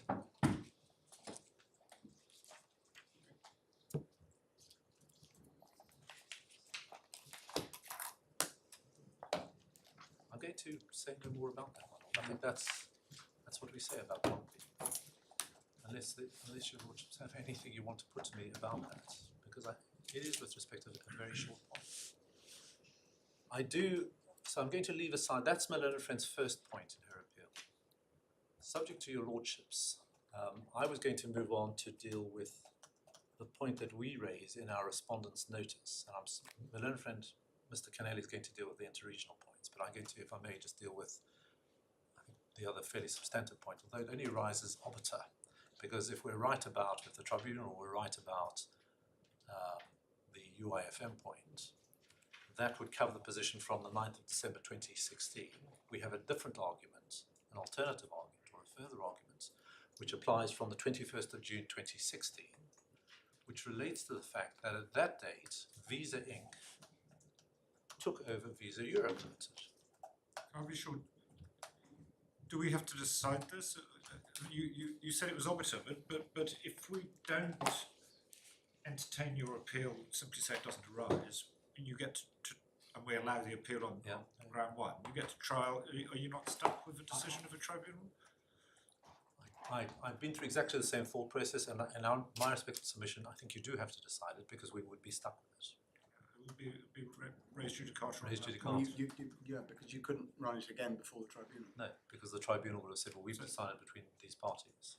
It's a short point, but with respect, it's A, interesting, and B, important. So Again, I- all we have to decide is whether it's arguable or not. We're not. whether it's arguable. Indeed, and that's an important with respect point, because the tribunal basically, so the point that arises here is this. On the 21st of June 2016, VISA Europe was taken over by VISA Inc. Our case is that whereas VISA Europe, it's accepted that whereas VISA Europe was an association of undertakings, which meant that any decision about interchange fee taken by VISA Europe would have been a collective decision. VISA Inc. was not an association of undertakings, it was a single corporate entity. And so from the June 2016, the 21st of June, when VISA Inc. comes into the picture, we put in facts not challenged for the purpose of this appeal, which said that from that point in time, VISA Inc. alone took all decisions about setting of MIFs and the like. And it was setting of MIFs, because it's the real world rather than the counterfactual. But if they're decisions made by VISA Inc., then they're not collectively determined MIFs. They are MIFs which are determined by a single entity, namely VISA Inc. And so going back to paragraph 93 of the Supreme Court, if they're not collectively determined MIFs, collectively set MIFs, how does this fall within the ambit of what the Supreme Court decided? In our respectful submission, it plainly doesn't. Now, perhaps I ought just to show your Lordship, as is traditional, what the tribunal said and made of this, and then identify for your Lordships where, in our respectful submission, the tribunal went wrong. But that's the point. The short point is, we say that from that date, VISA Inc. was making the decisions about setting the MIFs, and therefore they were not collectively determined MIFs. And therefore they fall outside paragraph 93 and indeed 101 to 103. It might come within Article 102 if you had a dominant position. There may be problems with 102, but that's not an issue before this court. It is an issue In the pleadings, in the pleadings, but so- not for today. I'm not asking for summary judgment on this point. I'm just saying I'm resisting summary judgment, and this is an alternative ground to resist it. So I don't say, I'm not asking your Lordship to decide I'm right, simply that it's arguable. So if I can invite your Lordships to go to 4 tab 5, which I have out, and then just look at paragraph 90 of the judgment, 90, page 176.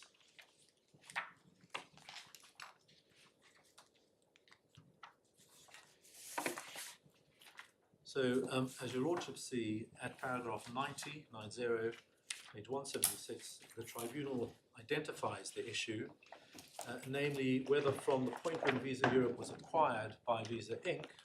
on the 21st of June 2016, decisions by VISA setting the domestic MIFs, which prior to that point had admittedly been taken by an association of undertakings, ceased to be so taken because those decisions about setting the domestic MIFs were from that date taken by VISA Inc. alone, and that's the point I've just explained to your Lordship. And as the tribunal then noted, VISA's case is that from 21st of June, those decisions about setting the MIFs, because they were taken by VISA Inc. alone, ceased to be decisions about setting the MIFs taken by the Association of Undertakings. Now, I've already made the point that VISA put in evidence about this, explaining exactly how from that date decisions were made. For your Lordship's note, I'm not going to go to this, but it wasn't challenged. Mr. Butler, supplemental tab 10, and Mr. Steinmetz, supplemental tab 11.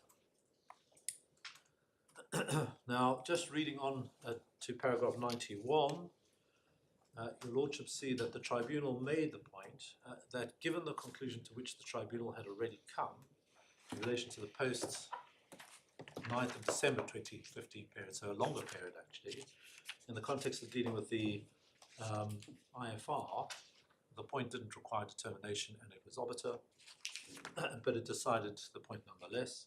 In paragraph 92, the tribunal refers to the claimant's, appellant's pleaded claim, and your Lordship see that the tribunal notes that the appellant's claim is framed by reference to the VISA rules, not just setting the MIFs, but also implementing and maintaining the MIFs. by, it says, an agreement and or concerted practice between undertakings and or decision between an association of undertakings. And the reason why the tribunal highlights this is then made clear in the next paragraph, paragraph 93. We accept that it is well arguable on the basis of the facts set out in VISA's evidence and summarised in its skeleton argument that since the 21st of June 2016, VISA Europe has no longer been an association of undertakings. Further, we acknowledge that decisions as to the level of MIFs taken thereafter have been taken by VISA Inc. But that does not dispose of the claimant's pleaded alternative basis of claim that the implementation and maintenance of the rules and MIFs constituted an agreement between undertakings or a concerted practice. So the focus for the tribunal acknowledges it is arguable at the very least that from that date only VISA Inc. set the MIFs, it's not setting the level of the MIFs, but set the MIFs, whatever level it did set them at, but says, well, they've also got a case about, and it's true, they do have, with respect to correct, they do have a case about implementation and maintenance, and they do say that that involved a concerted practice. And then just going back to the judgment, paragraphs 94, I think Malone did take you through this, paragraph 94, the tribunal refers to the concepts of concerted practice, concepts of agreement. We don't dispute any of that. That's obviously Hornbook correct law, and we certainly don't take any issue with that at all. And then at paragraph 95, your lordships have some of the key reasoning here. The VISA scheme rules and MIFs imposed thereunder are binding under the agreement between each issuer or acquirer with VISA. It is fundamental to the operation of the VISA scheme that every issuer and acquirer knows that every other issuer and acquirer in the scheme is bound by the same rules. Hence, when, in the absence of bilaterally agreed interchange fee, an issuer deducts the MIF from the payment for a transaction presented for processing by the acquirer, the two do not engage in separate negotiation of the MIF. They deal with one another on the basis that they are both committed to accept the level of fees, level of MIF, by virtue of their common membership of the VISA scheme. And again, just pausing there, it's in our respectful submission important to be clear. We don't take issue with this, but it's important to be clear what is being said there. What is being talked about is the fact that as between VISA and separately, each of the issuers and acquirers, that issuer or acquirer has agreed with VISA, not with anyone else. They don't agree with each other. That issuer and acquirer has agreed with VISA that it will comply with the rules, including, of course, rules relating to MIFs. There are no, I'm not yet touching on concerted practices, but there are no agreements between acquirers once you get VISA Inc. in. The agreements are between VISA Inc. and each acquirer and issuer. A series of vertical... Yeah, it's vertical agreements, not vertical horizontal. Exactly that. So that, at this stage, I think is what the tribunal is saying. And the MIF rules are set by VISA Inc. alone, but each person who joins the scheme agrees with VISA Inc., not with each other, but agrees with VISA Inc. that they'll abide by those rules, including the rules as to MIFs. And then, just reading on, your lordships see that the tribunal says it is fundamental to the operation of the VISA scheme that every issuer and acquirer knows that every other issuer and acquirer in the scheme is bound by the same rules. That again is to say the rules set by VISA Inc. alone. Then reading on, hence when an issuer deducts the MIF from the payment for a transaction presented for processing by the acquirer, the two do not engage in separate negotiations. They deal with one another on the basis that they're both committed to accept the level of MIF by virtue of the common membership of the VISA scheme. And again, we take no issue with that. That is correct. Each of them is committed by reason of their contractual obligation to VISA Inc. to do that. Then, just reading on paragraph 96 and 97, the lordship see that the tribunal referred to what it considered relevant analysis in two earlier cases in the first wave, namely the CAT and Sainsbury's and Mastercard, and Mr. Justice Popplewell, as he was then in the AAM case. And it is fair to say, as the tribunal did say, that the CAT in the Sainsbury's case considered that even in a situation in which there is no agreement directly between the issuers and the acquirers, but only between each of them and Mastercard, then this was sufficient to give rise to rights and obligations owed between themselves as well. So a series of vertical agreements on this analysis gave rise to rights and obligations horizontally. That is the analysis. And so too in AAM, Mr. Justice Popplewell, as he was then, regarded such a situation, including as the setting of interchange fee, as involving a concerted practice. Sees that in the quote from Mr. Justice Popplewell, as he then was. Although, as he noted, this was not an issue in anything other than a formal sense. So the point wasn't argued, but that's, in those circumstances, that is what Mr. Justice Popplewell found. And then going on to paragraph 98, the tribunal says that it sees no reason to distinguish the two schemes. That's to say Mastercard from Visa, because these were both cases dealing with Visa. And the tribunal also notes that this issue was not considered before Mr. Justice Phillips, as he then was. So it wasn't considered in a Visa case, but it was considered in a Mastercard case. And the tribunal says no real difference between the two. And then just going on to paragraph 99, the tribunal here also notes, and indeed, with respect, this was correct, that this was not an issue before the Supreme Court. Although, as the tribunal notes, the Supreme Court did record the fact that the setting of the UK MIF was pursuant to an agreement between undertakings, which the tribunal here says it takes to be a compendious reference to three concepts of agreement, including concerted practice. So just pausing there, the tribunal identifies in at least two of the earlier first wave decisions some reference to this being an agreement of concerted practice, and says that may be what it says. It thinks that this is what the Supreme Court had in mind, although, again, the point was not argued at all in the Supreme Court. And then just going on, paragraph 100, the tribunal identifies Visa's arguments to the contrary. Perhaps I'll just read this to your lordships, if I may. Mr. Rabinowitz's argument to the contrary sought to emphasize that the contractual arrangements entered into by both issuers and acquirers were with Visa and not with each other. He submitted that a series of vertical agreements did not amount to a horizontal agreement or a concerted practice any more than the charging by an airport of its landing fees to all the various airlines using the airport amounts to a concerted practice between the airlines.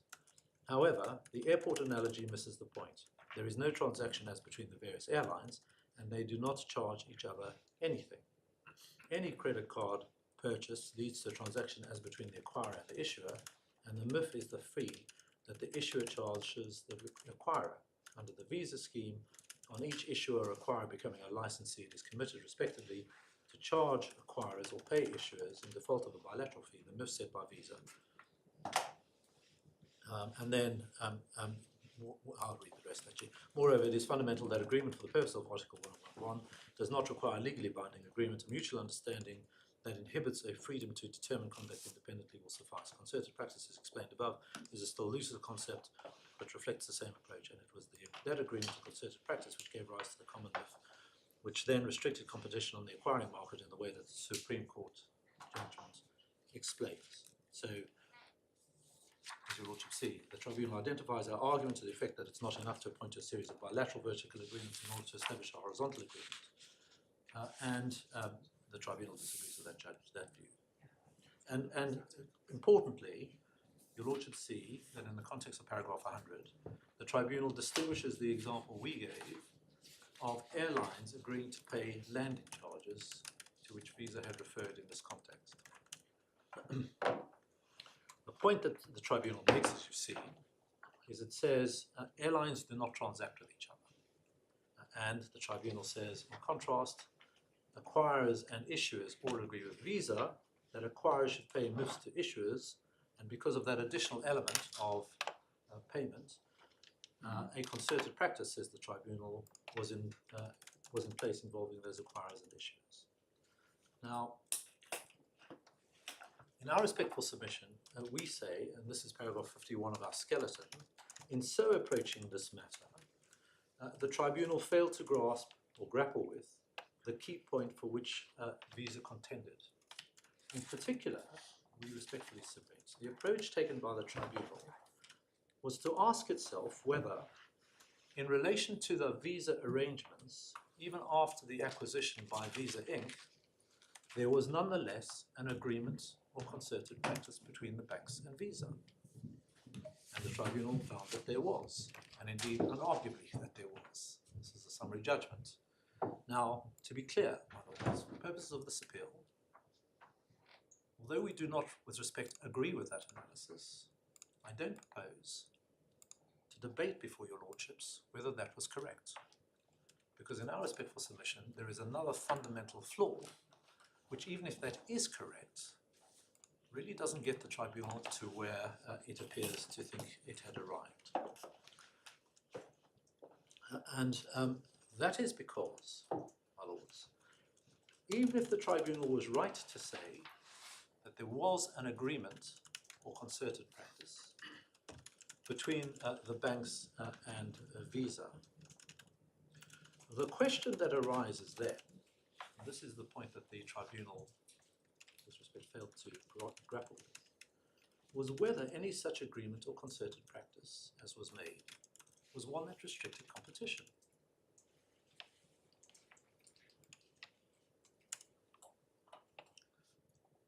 VISA's point is this: it is one thing to be able to say that there was in place an agreement or concerted practice. It is quite another to say that the agreement or concerted practice was one that restricted competition. Now, we're in a world in which the tribunal has accepted that VISA Inc. alone set the MIFs. So that's not the restriction of competition.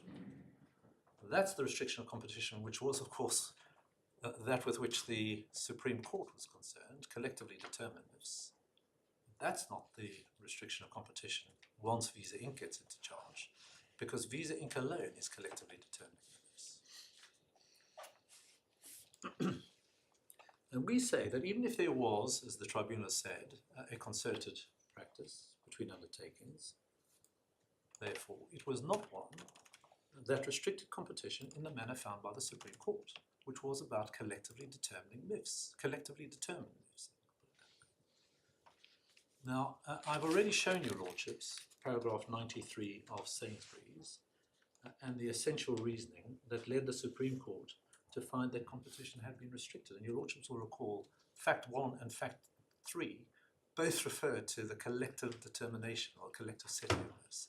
That is not present, as I say, once VISA Inc. get involved. So, standing back, the question is, on what basis did the tribunal decide there was a restriction of competition, even if, as it thought, there was a concerted practice or agreement? And with respect, it's entirely unclear, because they simply didn't grapple with that point. And the point is highlighted by the airport landing analogy, and I'm sure my learned friends are sick of us talking about this, and I apologize, but in our respectful submission, it does highlight the problem here. That's the reference at paragraph 100. Now, the point that VISA made was to highlight, as I say, the importance not simply of identifying what was said to be a concerted practice, but also the need to restrict competition. Let me go to the airport example. You have a Heathrow, it doesn't matter which airport. They impose landing charges on any airline which wants to use Heathrow's facilities. And it has a set of rules or a standard contract where if you want to land at Heathrow, you pay that charge. A series of vertical agreements. Everyone knows what you're agreeing, and you know your competitors agreeing this, and you agree it as well. Take Amazon, same sort of thing. Amazon is a platform which enables people to sell their goods. If you want to use Amazon, they have a standard rate. Every vendor who wants to use Amazon contracts with Amazon, a series of vertical agreements, subject to the same rules, and then you sell your goods to merchants, the airports sell their flights to consumers. Now, no one says that because you have a series of vertical contracts on rules which are propagated or imposed by a platform or by a service provider, that gives rise to a competition problem in the sense of a restriction of competition caused by concerted practice. Now, what is it, therefore, that distinguishes those examples from VISA? The tribunal says what makes the difference is that the people who are signing up to the VISA rules, vertically and independently, are all agreeing to pay each other. And you do it, when you pay, you know that other people are subject to the same rules and you're making that payment. But with respect, we say it's difficult to see why there should be a valid point of distinction. In particular, as your lordships will recall, in the present case, the alleged restriction of competition is said to be between acquirers. So we're dealing with the acquiring market, which is where the alleged restriction of competition is said to be. Acquirers do not pay one another. Acquirers do not contract with one another. They compete with one another, but they do not make any payments to one another. In what relevant sense, therefore, are they different from airlines using an airport? It's certainly not the payment, because they're not paying one another, they're paying issuers. Why is the fact that they're paying issuers different from the fact that airlines are paying airports? In our respect for submission, that is not a valid point of distinction. Acquirers have no dealings with each other, they do not pay each other.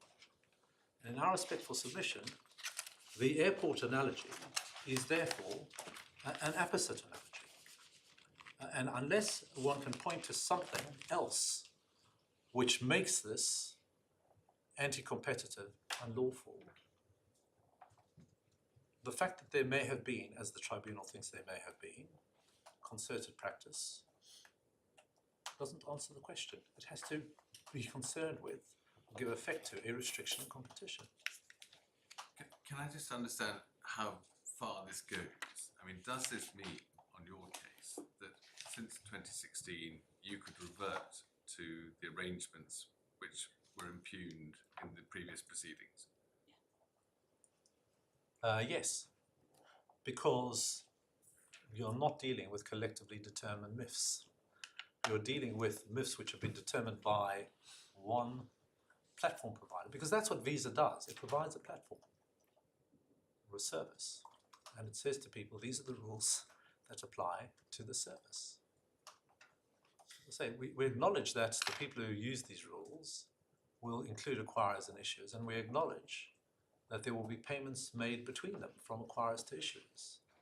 But why is that a relevant point of distinction from the airport example? In our respect for submission, that doesn't make it, because that, as I say, one has to look at what is the market with which you're concerned in this case. It's the acquiring market. Acquirers don't make payments to acquirers. Acquirers have no dealings with acquirers. They have dealings with issuers.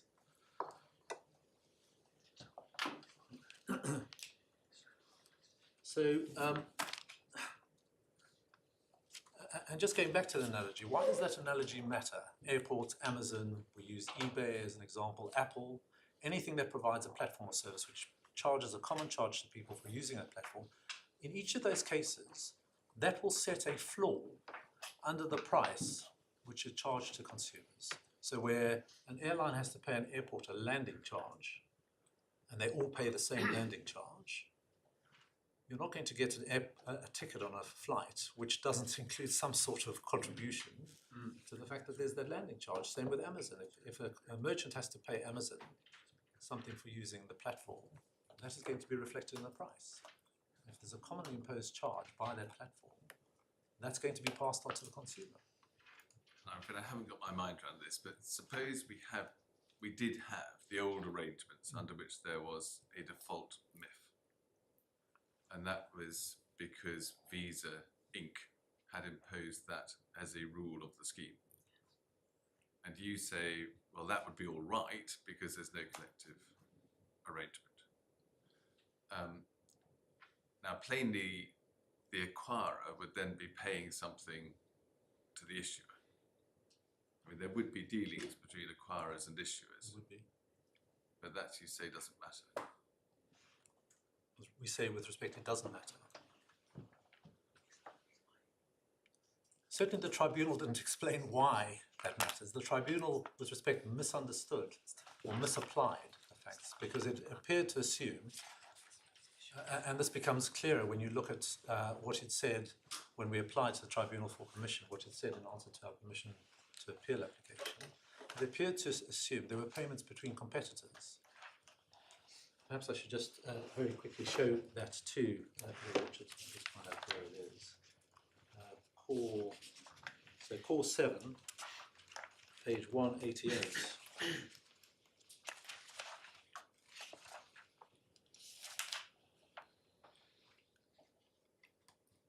Your Lordships are at Core 7, page 188, just looking at paragraphs 5 and 6.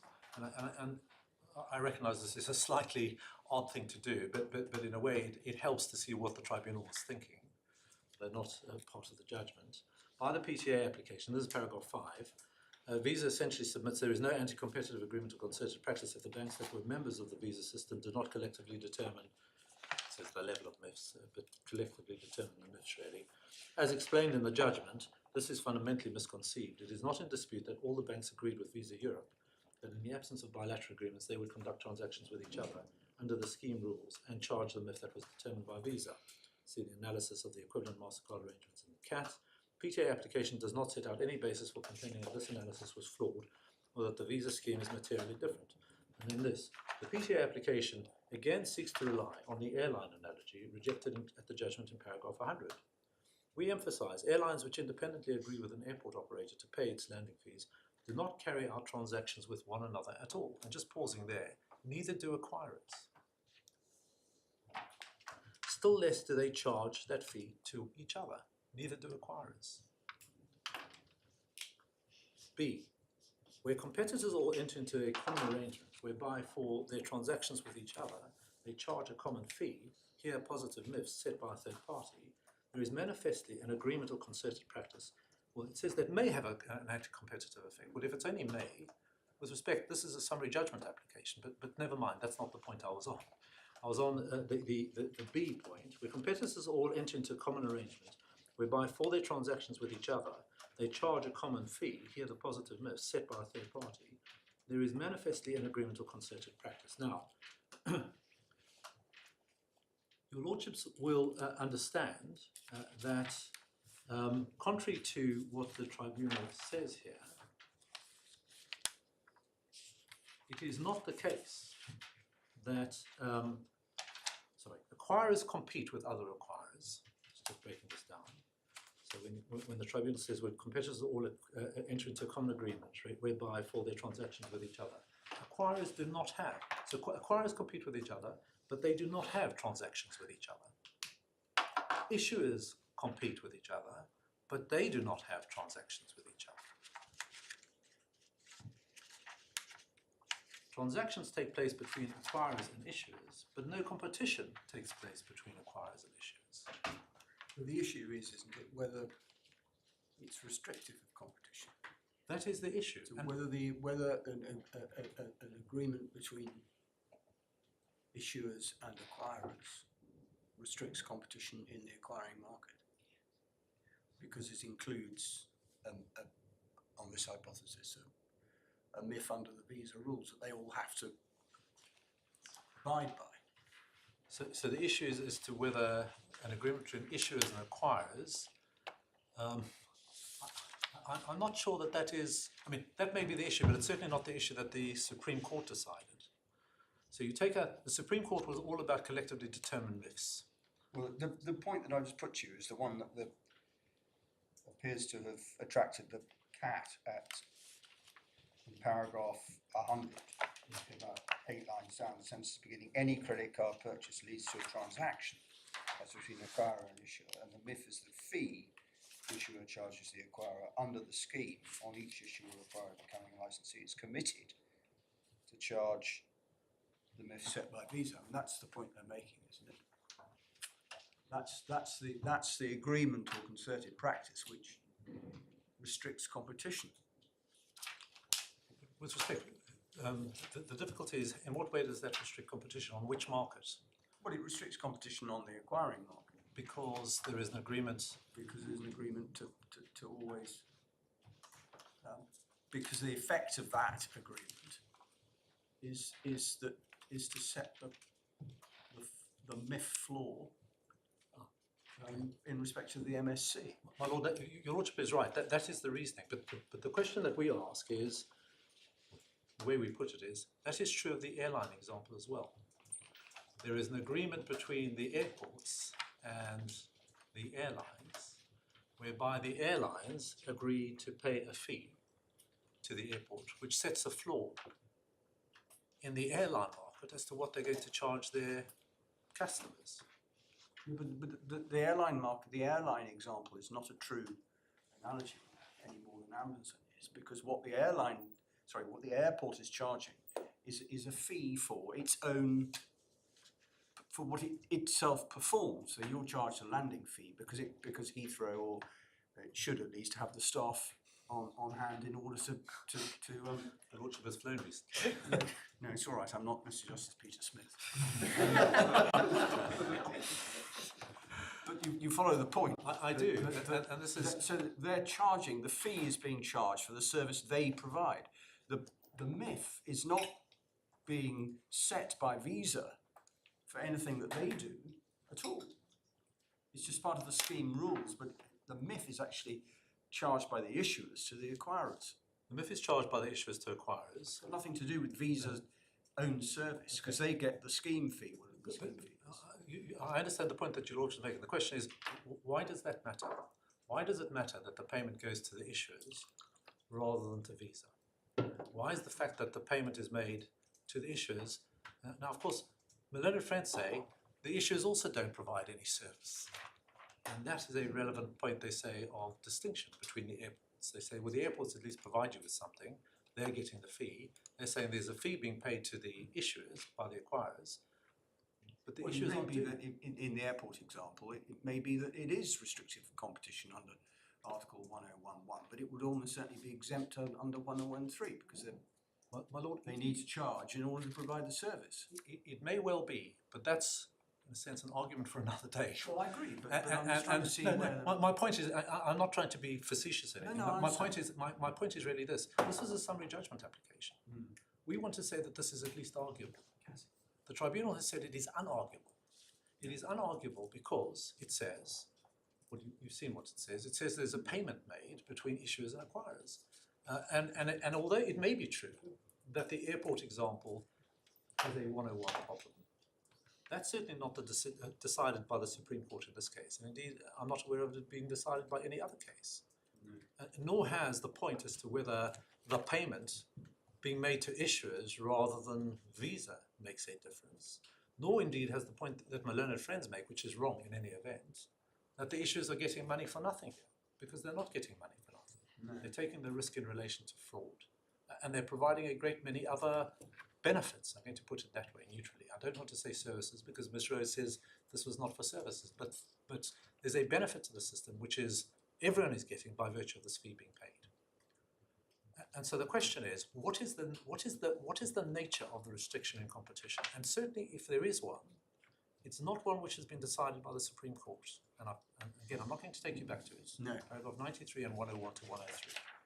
It's all about collectively determined MIFs setting a floor. There has to be something else. And in our respect for submission, certainly the tribunal hasn't identified what it is. Now, I may be wrong. I may be wrong. I'm not. But all I have to say at this stage is the point is an arguable one. And obviously, on summary judgment applications, there are issues where the court says, look, that needs to be gone into later. And there are others where the court says, nothing's going to change. There's going to be no new information. We better just decide it. So why would this issue be in the first category, not the second category? Well, because, my lord, as those who have been behind me and indeed to some extent in front of me know, there is a great deal of expert evidence which gets put in to explain concepts of the sort that we're talking about, as to why airports are different, as to what a restriction in competition is. In a sense, the experts are identifying, the experts in economics, not legal experts, but they do help to inform the court's understanding of the legal issues. And in our respect for submission, there is a very substantial knowledge deficit, not only, I'm not suggesting on the part of the court, but on everyone's part as to, well, that's very kind of your lordship to say so. I was actually talking about myself as well, but there is a deficit here in terms of how this works and why this should be different. There may well be differences.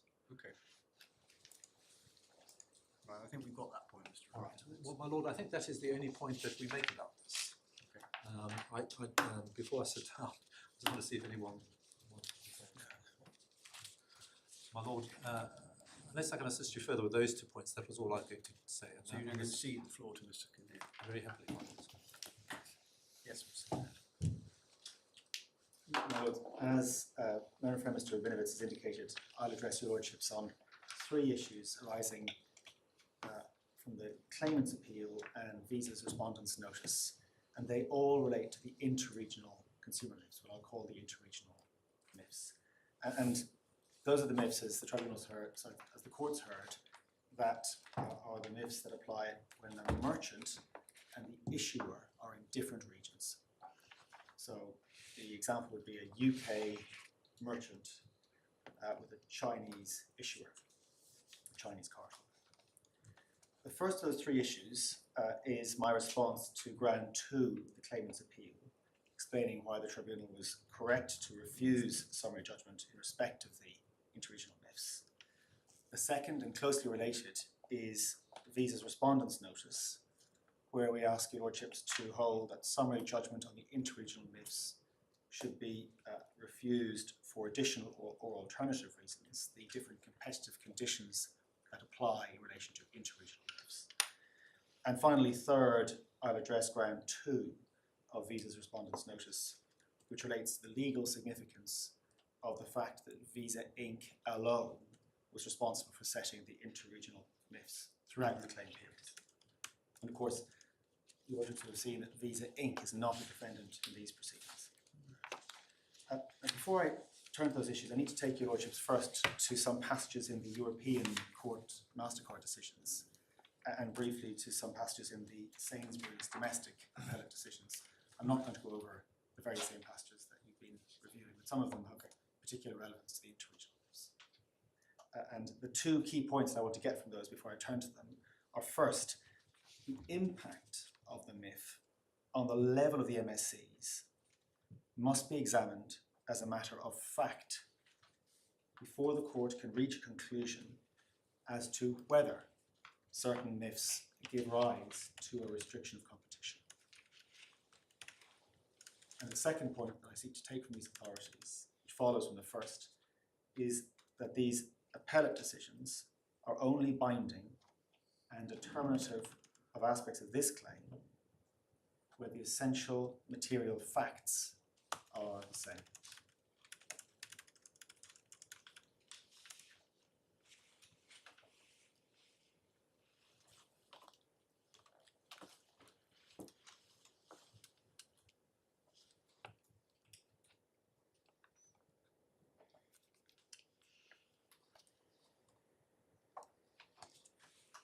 So with that, I'll turn first, if I may, to the judgment of the General Court in Mastercard. That's in the first authorities bundle behind tab 4.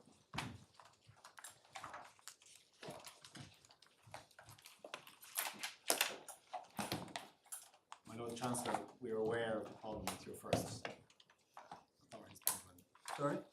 I understand there may have been a problem with Well, the volume is overfilled. there is a rule that only 300 pages in each bundle. Indeed. I know we've to some extent gone over to electronic bundles, but you've seen that courts actually all of us are using paper bundles. Bundle fatigue started yesterday. Yes, So Lord. unless somebody does something with my bundle over lunch, it almost certainly will fall apart. We will fix it over lunch, and we're aware of the problem. There'll be a level of ire. Yes. And an understandable level. Sorry, where do you want to go? Tab 4 in the Mastercard judgment. I want to go, if I may, to the counterfactual bit, because as Mr. Rabinovitz explained, that's the crucial step in any effects case.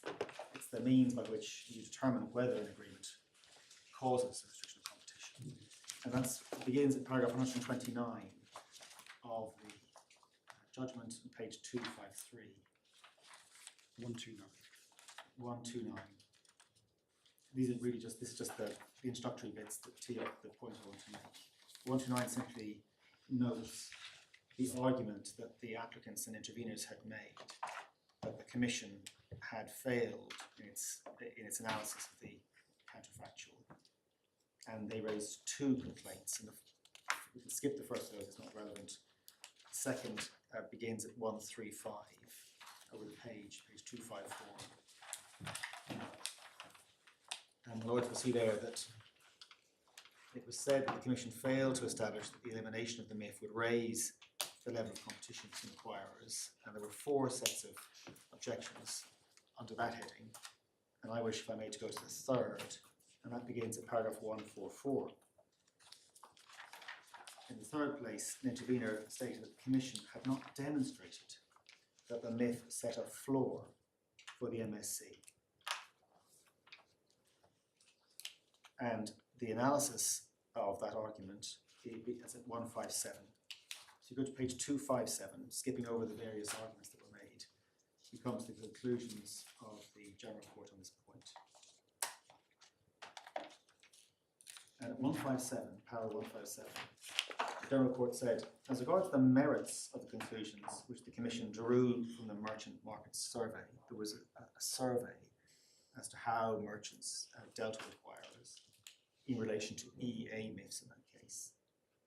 Other than what has already been mentioned above, all that is significant to this stage is the criticism expressed in relation to the finding that merchants are unable to constrain the level of the MIF sufficiently, I labour sufficiently. The court said it must be observed that it was reasonable for the Commission to reach that conclusion on the basis of the answers which merchants gave to its request for information. The Commission's finding was upheld on the basis of the evidence which the Commission had gathered that merchants couldn't constrain the MIF element of the MSC sufficiently. And if you go to page 258, over the page, paragraphs 162 and following, what said next, as regards the matters on which the Commission relied in the contested decision in connection with its quantitative analysis summarised above, it must be noted that a comparison was made of the share of the MIF in the MSCs which 17 acquirers charged to their smallest and largest merchants. It's clear from this that from a total of 17 acquirers, 12 charged MSCs that were higher than the MIF, even to their largest merchants. In the case of the smallest merchants, the MSC was always higher than the MIF.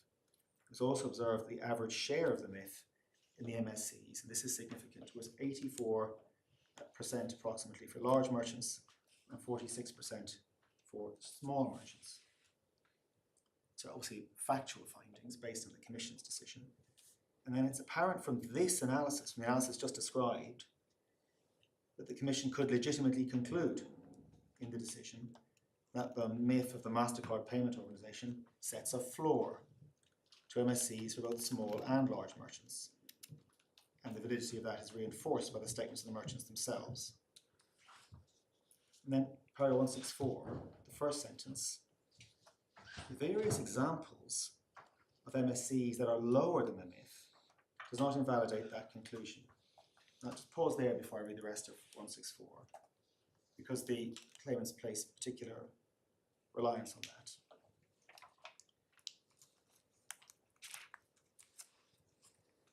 As the Commission correctly pointed out in recital 450 to the contested decision, the fact that an acquiring bank is prepared to absorb a portion of the MIF doesn't prevent the MIF from affecting the price of the MSC.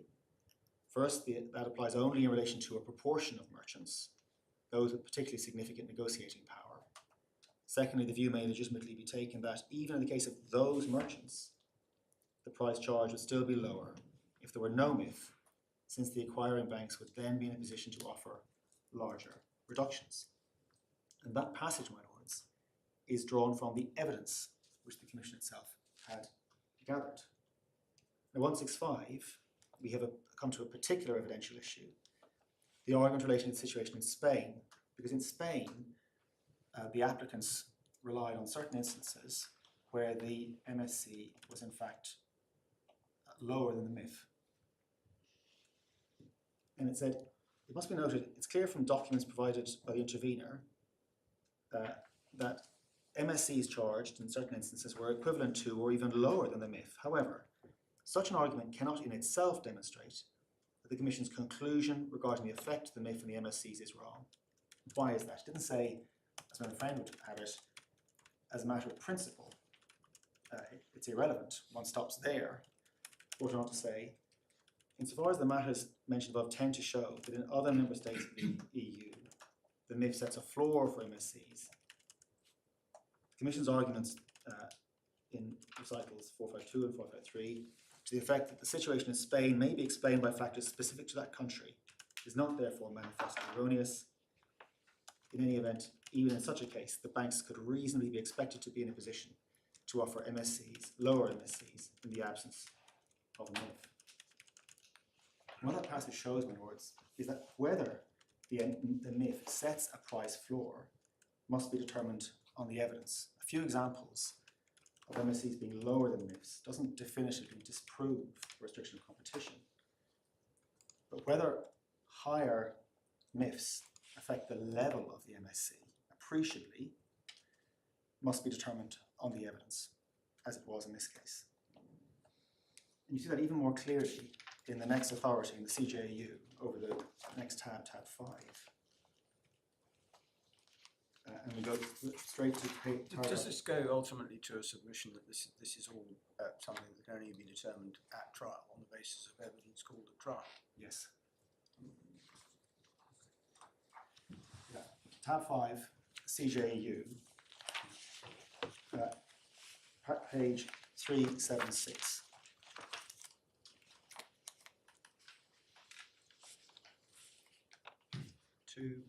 It's page 376, paragraph 192. This is the appeal on this issue of how the counterfactual hypothesis had been addressed by the General Court.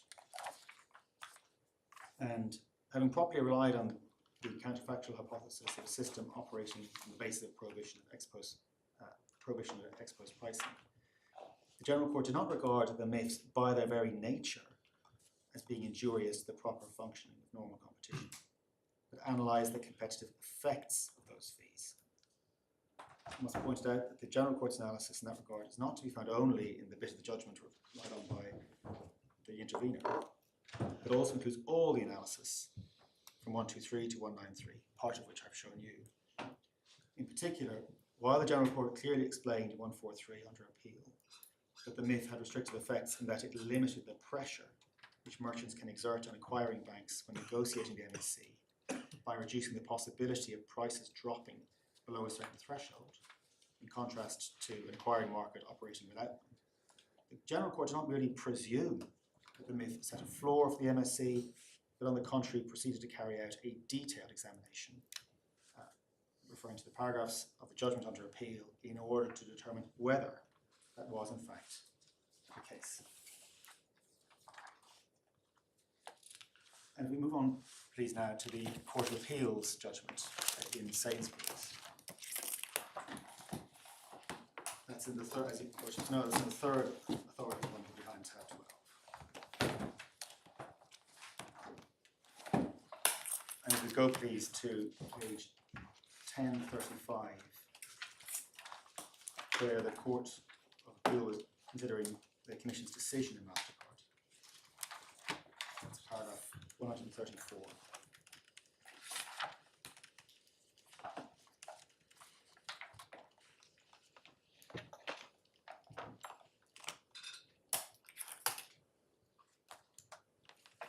So this is under the heading "The Significance of the Commission's Decision." The Commission considered Article 101, starting at paragraph 330, it turned to deal with restriction of competition by effect, starting at paragraph 48, having concluded that given that it can be clearly established that the Mastercard MIF has the effect of appreciably, and I emphasize appreciably, restricting and distorting competition to the detriment of merchants in the acquiring markets, it's not necessary to reach a definitive conclusion on whether it's a restriction by object. And then we have the Commission's conclusion, 135.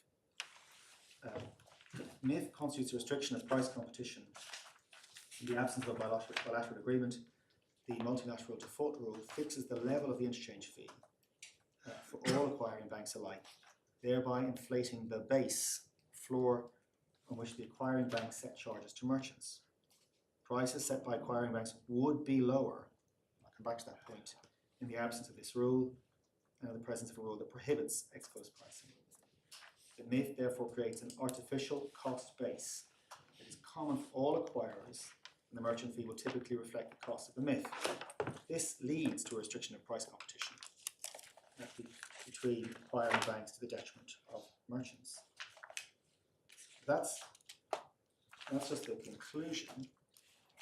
The Court of Appeal recognised that it was based on evidential assessment which the Commission had undertaken, and that's, we get that from the next paragraph.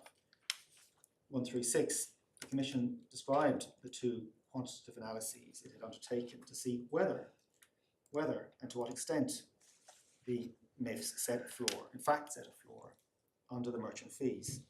In 137, the Commission explained the decisive question that, and I quote, the purpose of the second quantitative analysis was to assess the differential between merchant fees paid by larger and smaller merchants, to assess the extent to which larger ones are in a position to negotiate an MSC below the MIF. That was the eventual issue.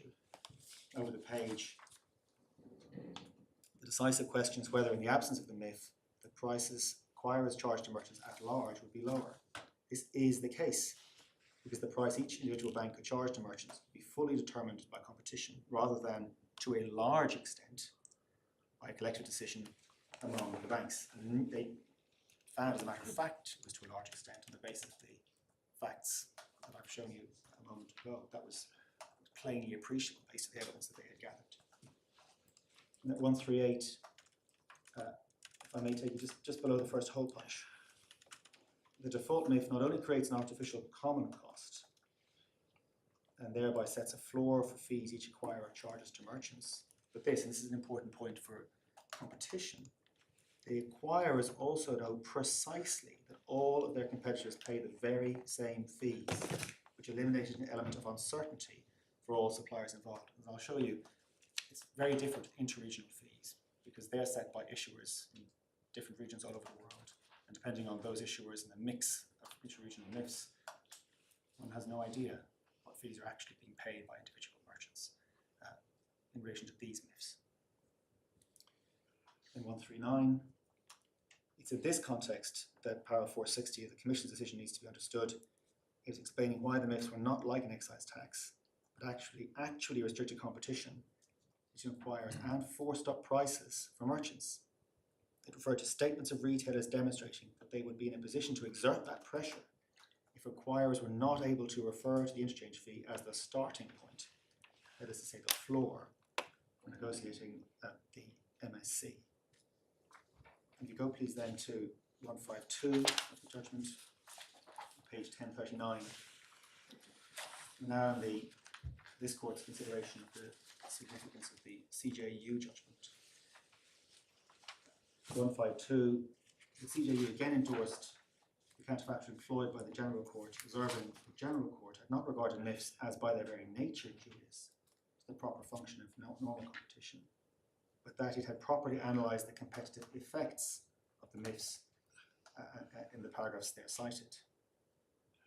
And then at 154, the CJEU dealt with the argument that the General Court's decision was based on the premise that high prices in themselves constituted the infringement.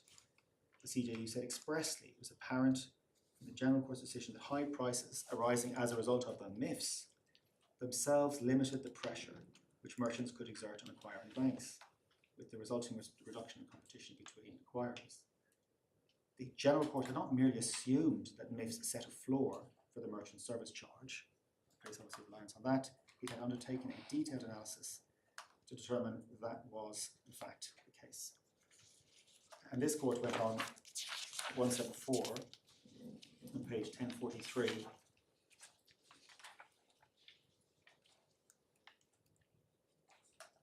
to make a point I think which has been made in a different context earlier in the hearing. 174. The argument before us didn't give much consideration to that approach, say that the schemes argued demonstrated the decision was one of fact and submitted that one of the vices in the merchant submissions was that any level of MIF would be unlawful.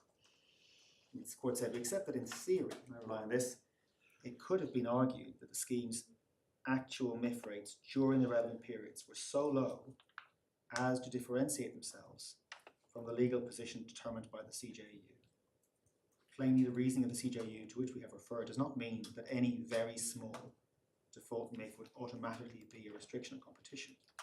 But the factual premise of the Mastercard scheme, the Commission was considering, and of the scheme that we are considering, is that the default MIFs make up a large percentage, some 90% of the merchant service charge. In those circumstances, the fact that the CAT may have been correct to say not every default MIF over small would automatically be a restriction does not deprive the CJU's decision of binding effect where the facts of these cases are materially indistinguishable. And the court will anticipate the submission that I will make, but as a matter of fact, the tribunal has found that the interregional MIFs make up a very small portion of the MSC for all the merchants, and for some merchants will have a de minimis impact because of the nature of their business. If we go then, and again very briefly, to the Supreme Court's judgment, same bundle, tab 13, and to page 118, it's paragraph 75.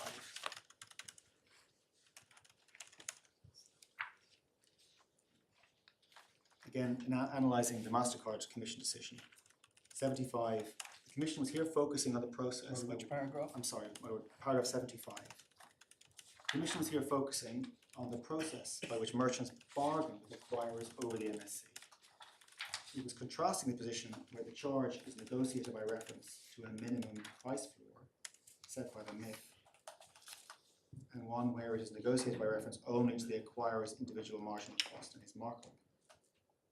To a situation in which the charge is only partly determined by competition, and one in which it is fully determined by competition. In the latter situation, the merchants have the ability to force down the charge to the acquirer's individual marginal cost and his markup, and to negotiate on that basis. And posing there, my lords, that is the question. And remember, we're looking at the summary judgment standard that the tribunal is faced with in relation to the interregional MIFs. Can the merchants, as a matter of fact, negotiate the MSCs down to the acquirer's marginal cost and markup? Does the interregional MIF inhibit that appreciation? As the Chancellor, my lord, said, does the MIF, does this particular MIF intrude appreciably into that negotiation between the acquirers and the merchants?